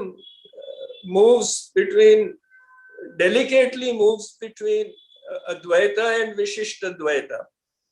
ਇਹ ਹੁਣ ਇੱਕ ਫਿਲਾਸਫਰ ਦੀ ਉਹ ਗੱਲ ਹੈਗੀ। ਹੁਣ ਜੇ ਗੁਰੂ ਸਾਹਿਬ ਗੱਲ ਕਰਦੇ ਨੇ ਕਿ 6 ਘਰ 6 ਗੁਰ, ਉਹ 6 ਜਿਹੜੇ ਫਿਲਾਸਫੀ ਦੇ ਸਕੂਲ ਨੇ ਉਹਨਾਂ ਦੀ ਗੱਲ ਕਰਦੇ ਨੇ। ਔਰ ਜੇ ਅਸੀਂ ਕਹਿੰਦੇ ਆ ਕਿ ਹਾਂ ਇਹ 7ਵਾਂ ਜਿਹੜਾ ਘਰ ਗੁਰੂ ਸਾਹਿਬ ਨੇ ਦਿੱਤਾ ਹੈ ਵੀ ਉਸ ਤੋਂ ਅੱਗੇ ਕਿਸ ਤਰ੍ਹਾਂ ਗੱਲ ਤੁਰਦੀ ਹੈ ਤੇ ਉਹ ਜ਼ਫਰਨਾਮੇ ਤੱਕ ਪਹੁੰਚਦੇ ਕਿੱਥੇ ਖਤਮ ਹੁੰਦੀ ਹੈ। ਪਰ ਇਹ ਸਾਰੀਆਂ ਚੀਜ਼ਾਂ ਤਾਂ ਤੁਸੀਂ ਜਿਸ ਵੀ ਕੰਟੈਕਸਟ 'ਚ ਲੈਣਾ ਲੈ ਸਕਦੇ ਹੋ। ਇੱਥੇ ਗੱਲ ਇਹ ਹੈ ਕਿ ਵਿਜੇ ਜੀ ਨੇ ਜ਼ਫਰਨਾਮੇ ਦੇ ਬਾਰੇ ਸੁਣਿਆ ਆਪਣੇ ਏਅਰ ਫੋਰਸ ਦੇ ਕੁਲੀਗ ਤੋਂ। ਉਸ ਤੋਂ ਉਹਨਾਂ ਨੂੰ ਜਿਗਿਆਸਾ ਹੋਈ। ਉਹ ਜਿਗਿਆਸਾ ਦੀ ਪੂਰਤੀ ਲਈ ਉਹਨਾਂ ਨੇ ਜ਼ਫਰਨਾਮੇ ਦੇ ਅੰਗਰੇਜ਼ੀ ਟ੍ਰਾਂਸਲੇਸ਼ਨ ਦੇਖੇ, ਜ਼ਫਰਨਾਮੇ ਬਾਰੇ ਪੜ੍ਹਿਆ, ਗੁਰੂ ਸਾਹਿਬ ਦੀ ਜ਼ਿੰਦਗੀ ਬਾਰੇ ਪੜ੍ਹਿਆ ਤੇ ਉਹਨਾਂ ਨੇ ਇਸ ਦਾ ਹਿੰਦੀ ਦੇ ਵਿੱਚ ਤਰਜਮਾ ਕਰ ਦਿੱਤਾ। ਉਹ ਹਿੰਦੀ ਵਿੱਚ ਜਿਹੜਾ ਤਰਜਮਾ ਕੀਤਾ ਅਸੀਂ ਉਮੀਦ ਕਰਦੇ ਹਾਂ ਕਿ ਹਿੰਦੀ ਦੇ ਵਿੱਚ ਪਹਿਲਾ ਤਰਜਮਾ ਹੋਇਆ ਜ਼ਫਰਨਾਮੇ ਦਾ। ਇਸ ਤੋਂ ਅੱਗੋਂ ਜਿਵੇਂ ਮੈਂ ਸ਼ੁਰੂ ਦੇ ਵਿੱਚ ਆਖਿਆ ਕਿ ਇਹਦੀ ਆਪਣੀ ਮਾਂ ਬੋਲੀ ਤਾਂ ਮਰਾਠੀ ਹੈ, ਸ਼ਾਇਦ ਅੱਗੋਂ ਮਰਾਠੀ ਦੇ ਵਿੱਚ ਹੋਏ, ਅੱਗੋਂ ਹੋਰ ਜ਼ੁਬਾਨਾਂ 'ਚ ਹੋਏ। ਕਿਉਂਕਿ ਜੇ ਗੁਰੂ ਸਾਹਿਬ ਦੀ ਜ਼ਿੰਦਗੀ ਦੇ ਵਿੱਚ ਤੁਸੀਂ ਉਹਨਾਂ ਤੋਂ ਅੱਗੇ ਜਾਣਾ ਹੈ ਤਾਂ this is an entry point. ਮੈਂ ਕੁਝ ਬੋਲਾਂ ਜੀ? ਬਹੁਤ ਬਹੁਤ ਧੰਨਵਾਦ ਸਭ ਤੁਹਾਡਾ। ਬਾਕੀ ਤਾਂ ਇਹ ਕਿ ਜਿਵੇਂ ਮੈਂ ਆਖਿਆ ਕਿ ਫਰਕ ਹਰ ਇੱਕ ਦੇ ਆਪਣੇ ਆਪਣੇ ਵਿਊਜ਼ ਹੁੰਦੇ ਨੇ। ਕਿਸੇ ਵੀ ਮਹਾਨ ਟੈਕਸਟ ਦੇ ਬਾਰੇ ਕਿ ਇਹੀ ਵਿਊ ਇੱਕ ਹੈਗਾ ਕਿ ਇਹੀ ਇੰਟਰਪ੍ਰੀਟੇਸ਼ਨ ਹੈ, ਉਹ ਨਹੀਂ ਹੁੰਦਾ। ਇਹ ਤਾਂ ਇੱਕ ਹੀਰੇ ਦੇ ਫੈਸੈਟਸ ਵਾਲੀ ਗੱਲ ਹੈ। ਨਹੀਂ, let's not go in debate ਨਾਓ। ਹੁਣ ਤੁਸੀਂ ਰਹਿਣ ਦਿਓ। ਹਾਂ ਠੀਕ ਹੈ, ਹਾਂਜੀ ਅੱਗੇ ਚਲੋ ਜੀ। ਤੋ ਇਹ ਕਿ ਵਿਜੇ ਜੀ ਨੂੰ ਬਹੁਤ ਬਹੁਤ ਅਸੀਂ ਆਪਣਾ धन्यवाद। विजय जी आपको बहुत बहुत धन्यवाद कि आपने जफरनामा को लोगों के समक्ष रखा। और हम आशा करते हैं कि ये हिंदी के अनुवाद से आगे मराठी और दूसरी भाषाओं में पहुंचेगा जफरनामा। और जफरनामा ये द्वार खोलेगा कि जिसके जरिए लोग गुरु गोबिंद सिंह साहब तक पहुंच पाएंगे। और जैसा आपने कहा कि गुरु गोबिंद सिंह की शख्सियत ऐसी है, उनका व्यक्तित्व ऐसा है कि जिसके बारे में अभी कम से कम पंजाब के बाहर या सिखों के बाहर लोगों को मालूम नहीं है। हालांकि मराठी का, क्योंकि नांदेड़ भी गुरु साहब की कर्म भूमि रहा है, महाराष्ट्र के साथ तो गुरु साहब का अनन्य संबंध है। लेकिन फिर भी मराठी में हालांकि इधर उधर लिखा गया है गुरु साहब के बारे में, लेकिन ज्यादा लोग नहीं जानते हैं। और ये एक आपका जो अनुवाद है उसके जरिए लोग गुरु साहब तक पहुंचेंगे, हम इसकी आशा करते हैं। तो बहुत बहुत धन्यवाद। Thank you sir. रेसिटेशन वास्ते इनवाइट कर लो जी। संजीवीर जी ਤੁਸੀਂ ਕਰ ਦਿਓ, ਪ੍ਰਤਾਪਵੀਰ ਤੁਸੀਂ ਕਰ ਦਿਓ। Okay, right. Suhan Joshi ji, I think you can have a recitation for about a very short brief time of say 7-8 minutes time. We'll have to cut down. तो हम काफी लेट हो रहे हैं। तो चौधरी जी यू कैन इंट्रोड्यूस करिए आप उनको ताकि वो शुरू करें। Yeah. So since we are now getting restricted, I will not intervene much, and I would request Suhas to go ahead with Ishwar Stuti.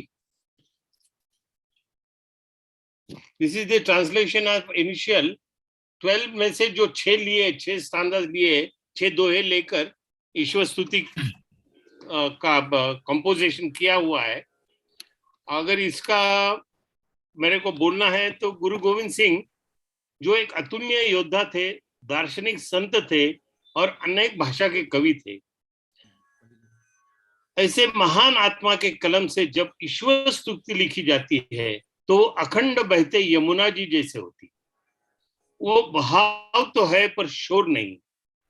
एक एक शब्द उस अनंत ईश्वर को साकार करता है और फिर उस आकार से हमें निराकार तक ले जाता है। अब सुनिए ईश्वर स्तुति श्री सुहास जोशी के मधुर आवाज में। सुहास। प्रणाम। आवाज आपको आ रही है मेरी? बिल्कुल ठीक आ रही है जी, शुरू करिए। Very quickly, I would like to introduce my 2 accompanists. On my left is Shri Kishore Datarji. He is playing sarangi. He learned from his father, and then in Mumbai with Pandit Ram Narayan ji, and then also in Pune from Pandit Madhukar Khadilkar ji. He has been playing sarangi for the last 45 years. On my right is Partha Dhargalkar. Parth is a disciple of Pandit Charudatta Phadke, and he has been playing for 3 years. We begin with Ishwar Stuti.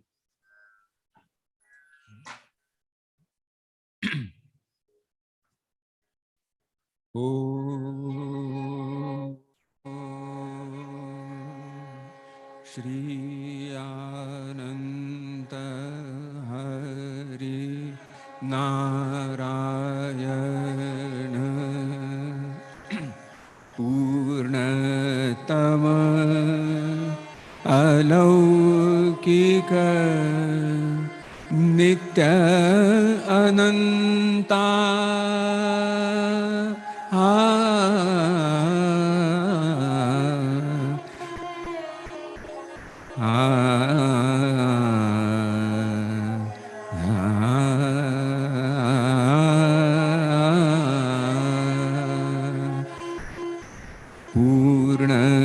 Purnatama Alaukika Nitya Ananta Karunashila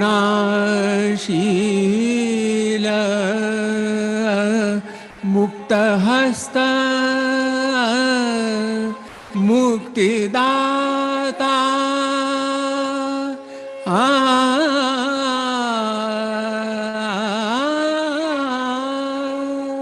Muktidata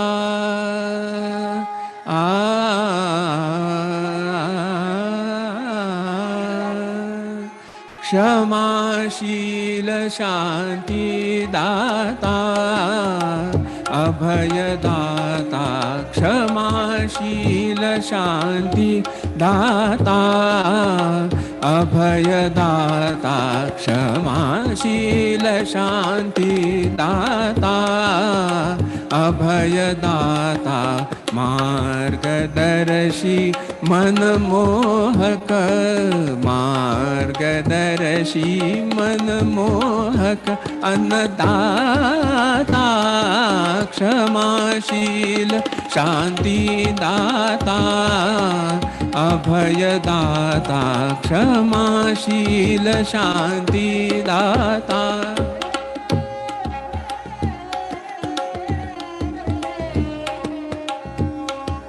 राज राज श्रीपथदर्शी दयानिधे राज राज श्रीपथदर्शी दयानिधे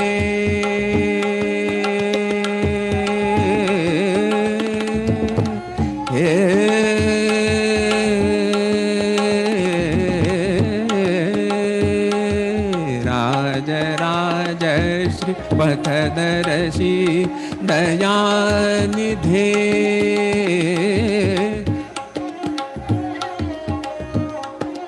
राज राज श्रीपथदर्शी दयानिधे वर्ण शून्य अतुल निराकार निराकार निधे वर्ण शून्य अतुल निराकार निधे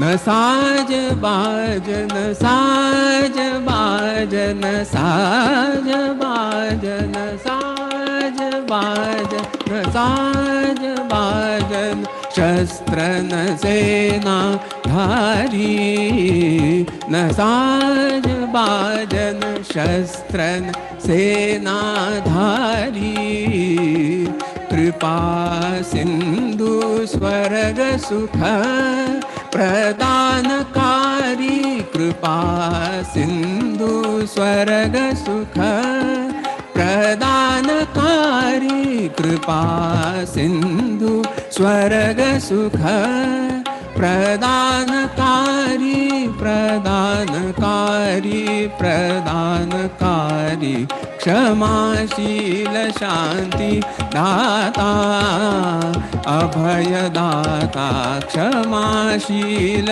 शांति दाता अभयदाता क्षमाशील सारे गम पध ध ध नि ध प ध प म प म ग रे सा नि सा ध नि रे सा क्षमाशील शांति दाता अभयदाता क्षमाशील शांति दाता कृपालु आश्रय दाता कृपालु आश्रय दाता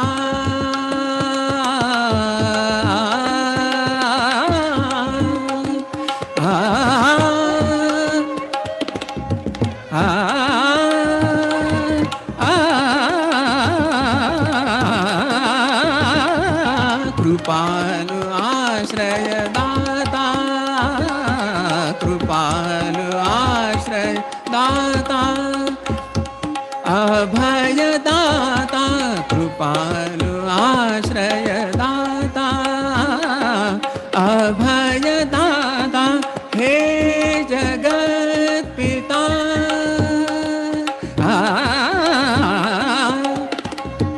रे रे रे सा धनि रे रे गर सा नि प धनि सा गर सा नि धनि नि सा सा कृपालु आश्रय दाता कृपालु आश्रय दाता हे जगत पिता जन जन विधाता हे जगत पिता जन जन विधाता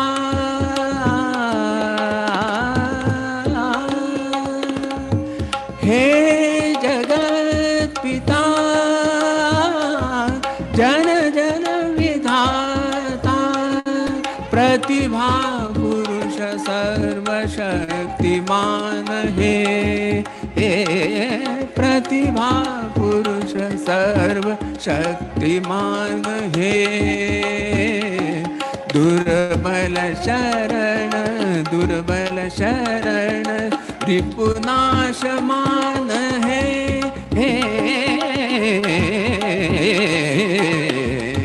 क्षमाशील शांति दाता अभय दाता क्षमाशील शांति दाता अभय दाता मार्गदर्शी मनमोहक मार्गदर्शी मनमोहक अन्नदाता क्षमाशील क्षमाशील क्षमाशील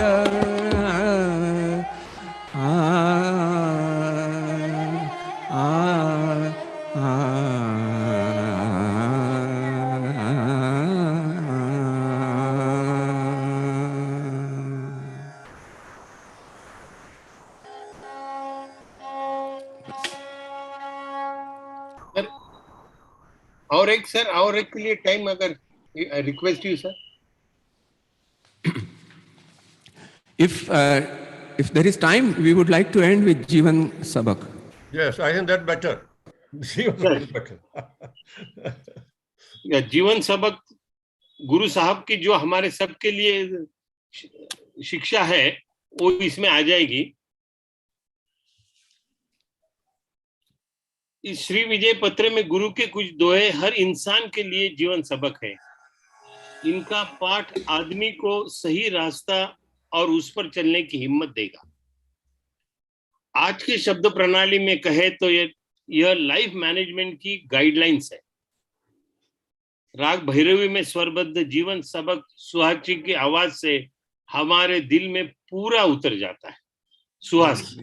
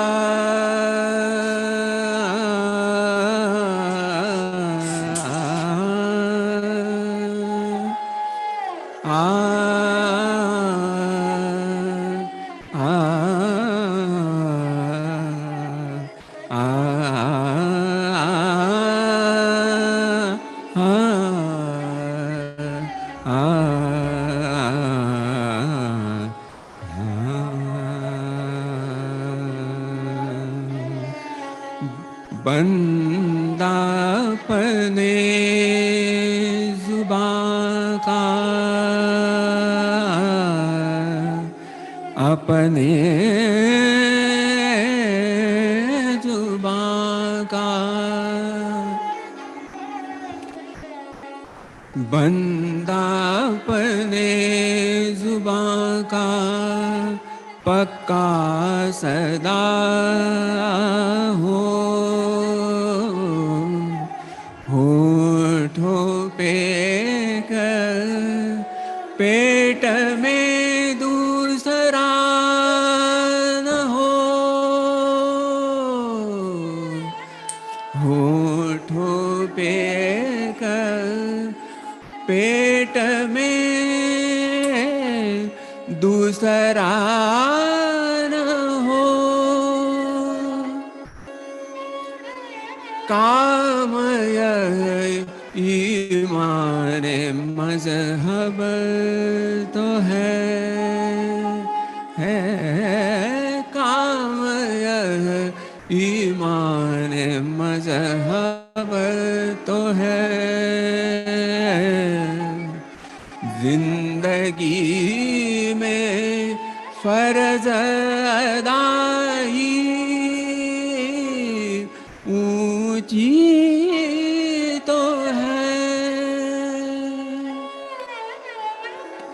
बंदा अपने जुबां का पक्का सदा हो बंदा अपने जुबां का पक्का सदा हो बंदा अपने जुबां का पक्का सदा हो होठों पे कर पेट में दूसरा न हो होठों पे कर पेट में दूसरा न हो काम यह ईमान मजहब तो है काम यह ईमान मजहब तो है जिंदगी से फर्ज अदाई ऊंची तो है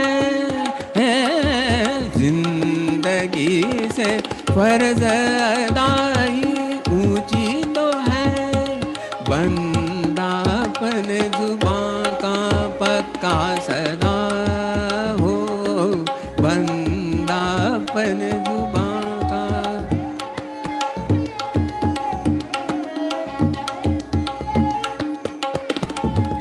संसार सराय, संसार सराय, कुछ रोज टेक है। संसार सराय, कुछ रोज टेक है।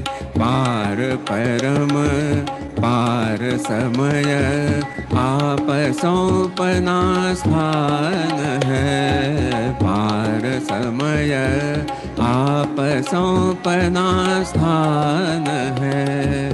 नहीं भरोसे मंद है, नहीं भरोसे मंद है।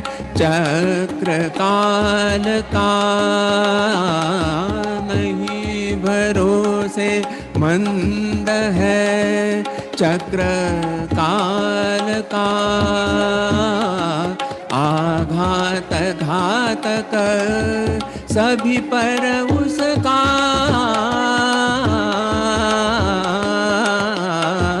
बंदापन जुबां का पक्का सदा हो। बंदापन जुबां का।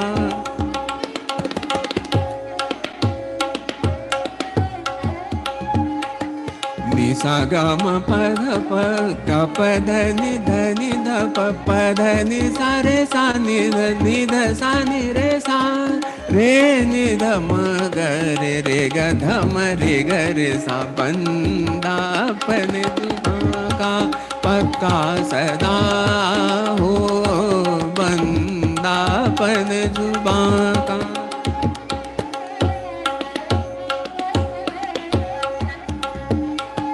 क्या करे दुश्मन जिसे राखे साइया।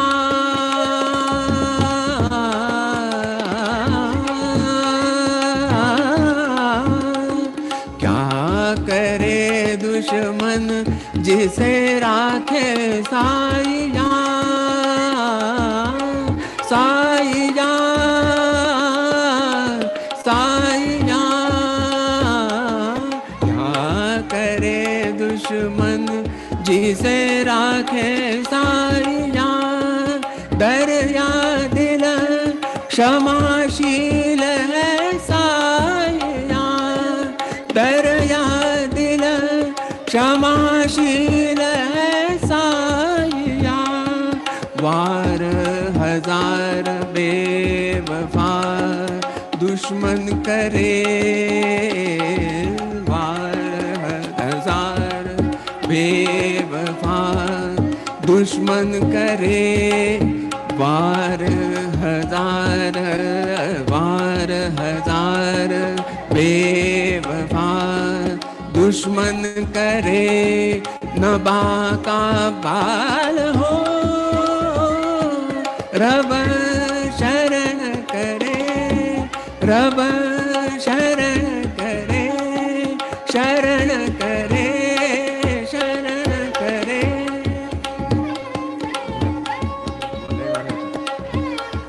शरण करे।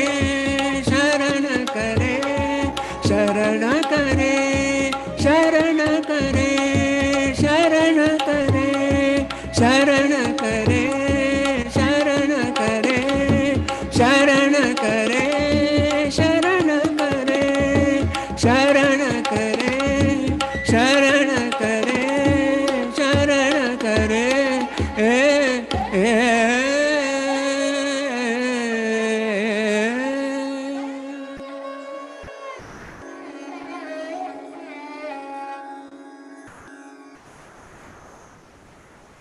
बस। Thank you, thank you. Sanjeevi ji, you here? जी। सुहास जी धन्यवाद। आपने श्री विजय पत्र को अभंगवाणी का रूप दिया, बहुत अच्छा लगा। अब सबों को हमारी स्टेज के इधर से प्रणाम। और ये सिर्फ गुरु कृपा से ही हो सकता है। मेरा कहने का मतलब यह है कि हमारे ऊपर गुरु गोविंद सिंह जी की कृपा है और हमारे सांगीतिक गुरु जी की भी कृपा है।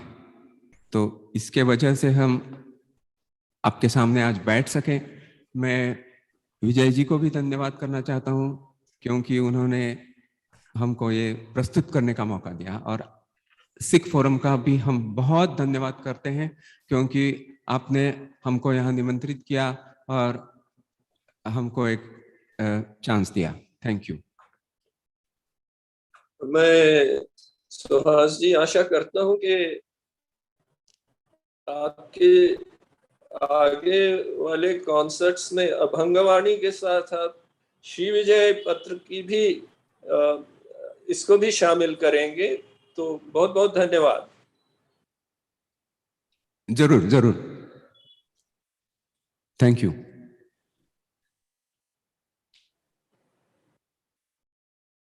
Did you finish, sir? Sanjeevi ji?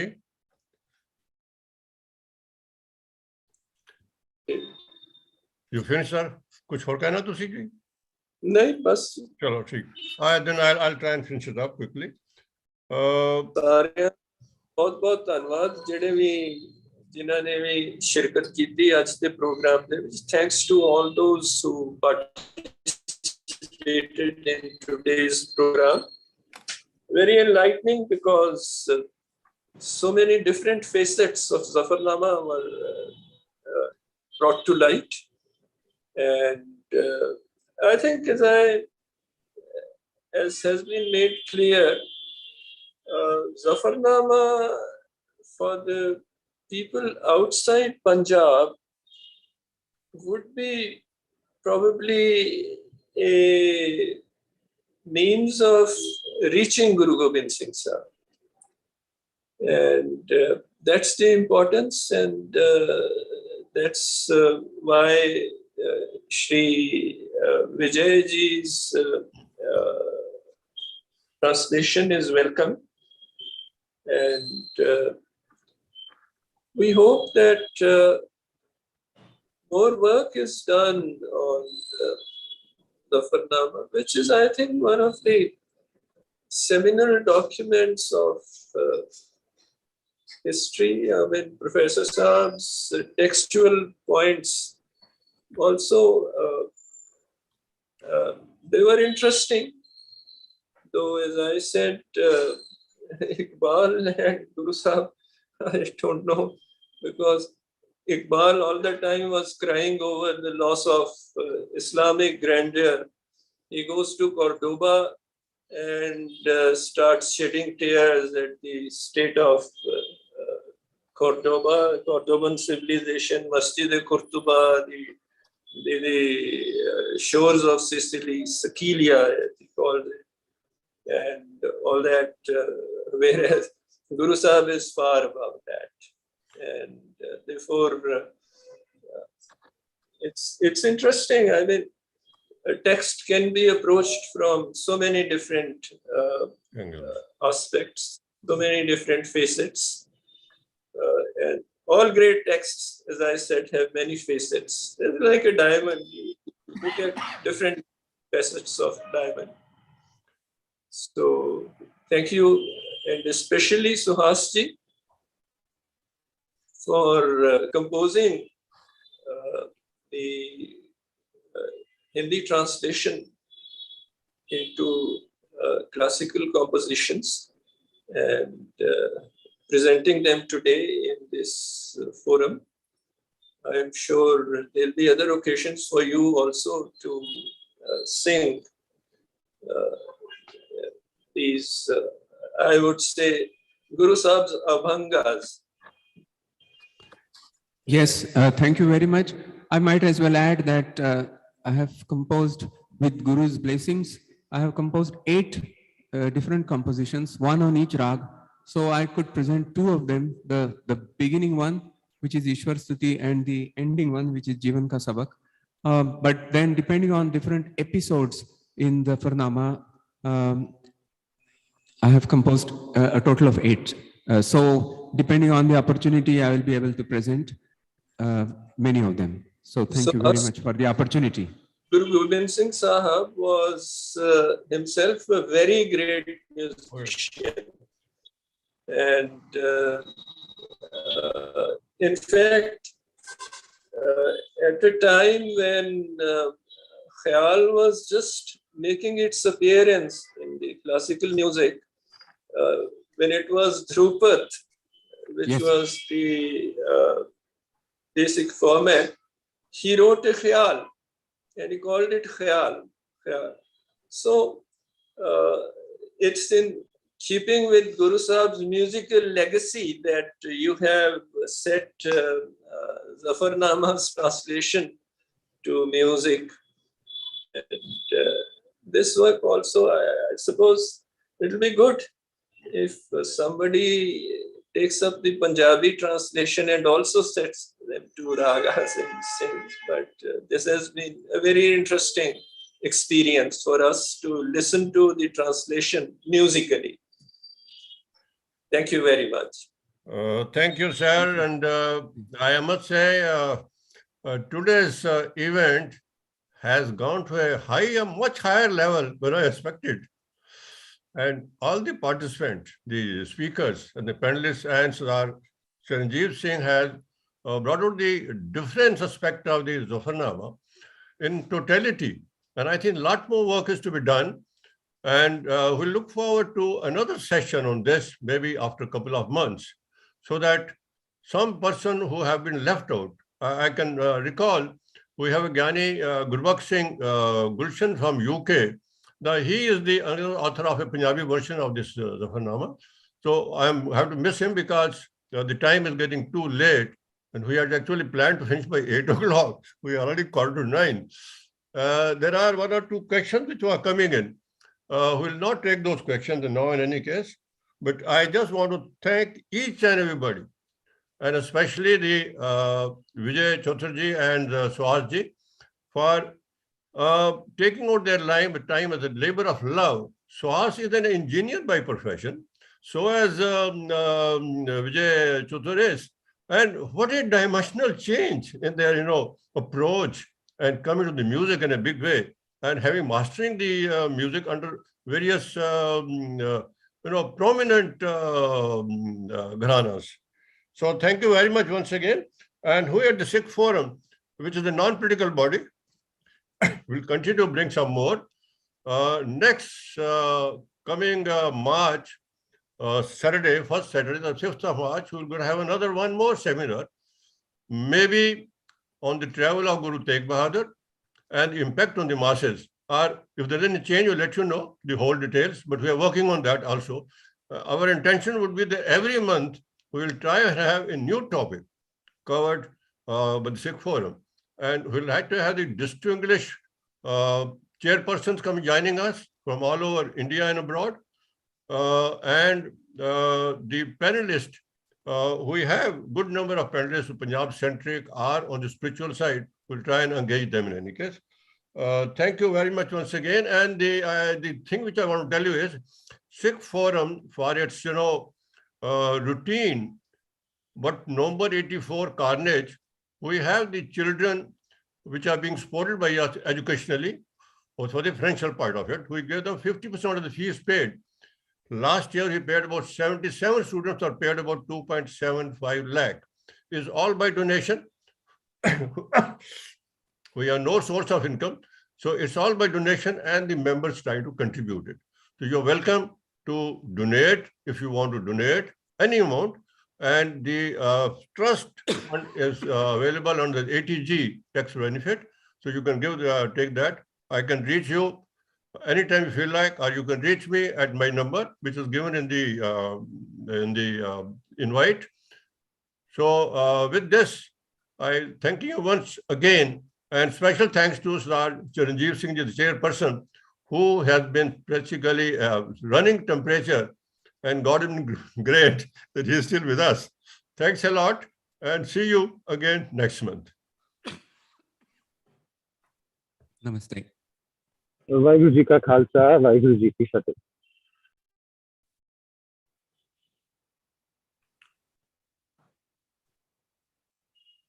Waheguru ji ਕਾ ਖਾਲਸਾ ਵਾਹਿਗੁਰੂ ਜੀ ਕੀ ਫਤਿਹ। ਵਾਹਿਗੁਰੂ ਜੀ ਕੀ ਫਤਿਹ। ਬਹੁਤ ਬਹੁਤ ਸ਼ੁਕਰੀਆ, ਬਹੁਤ ਬਹੁਤ ਸ਼ੁਕਰੀਆ। ਬਹੁਤ ਬਹੁਤ ਸ਼ੁਕਰੀਆ। Thank you, Ji. Thank you. Thank you. Thank you, Paramjit Ji. And a special thanks to our various guests come in from Dublin. We have Jasveer Singh Puri. We have General Sidhu come in. We have P.S. Bongo, Air Marshal, joined us. We have Sukhmander Singh from California and Gurpreet from Chandigarh. And many more to name a few. We have Dr. Olak from the Pusa Institute and from Orissa.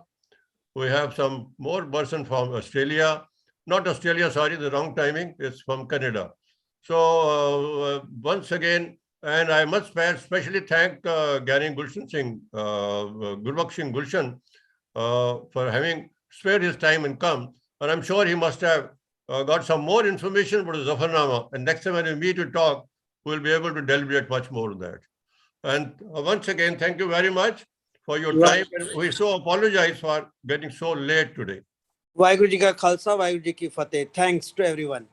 Thank you, Ji. Thank you. Thank you.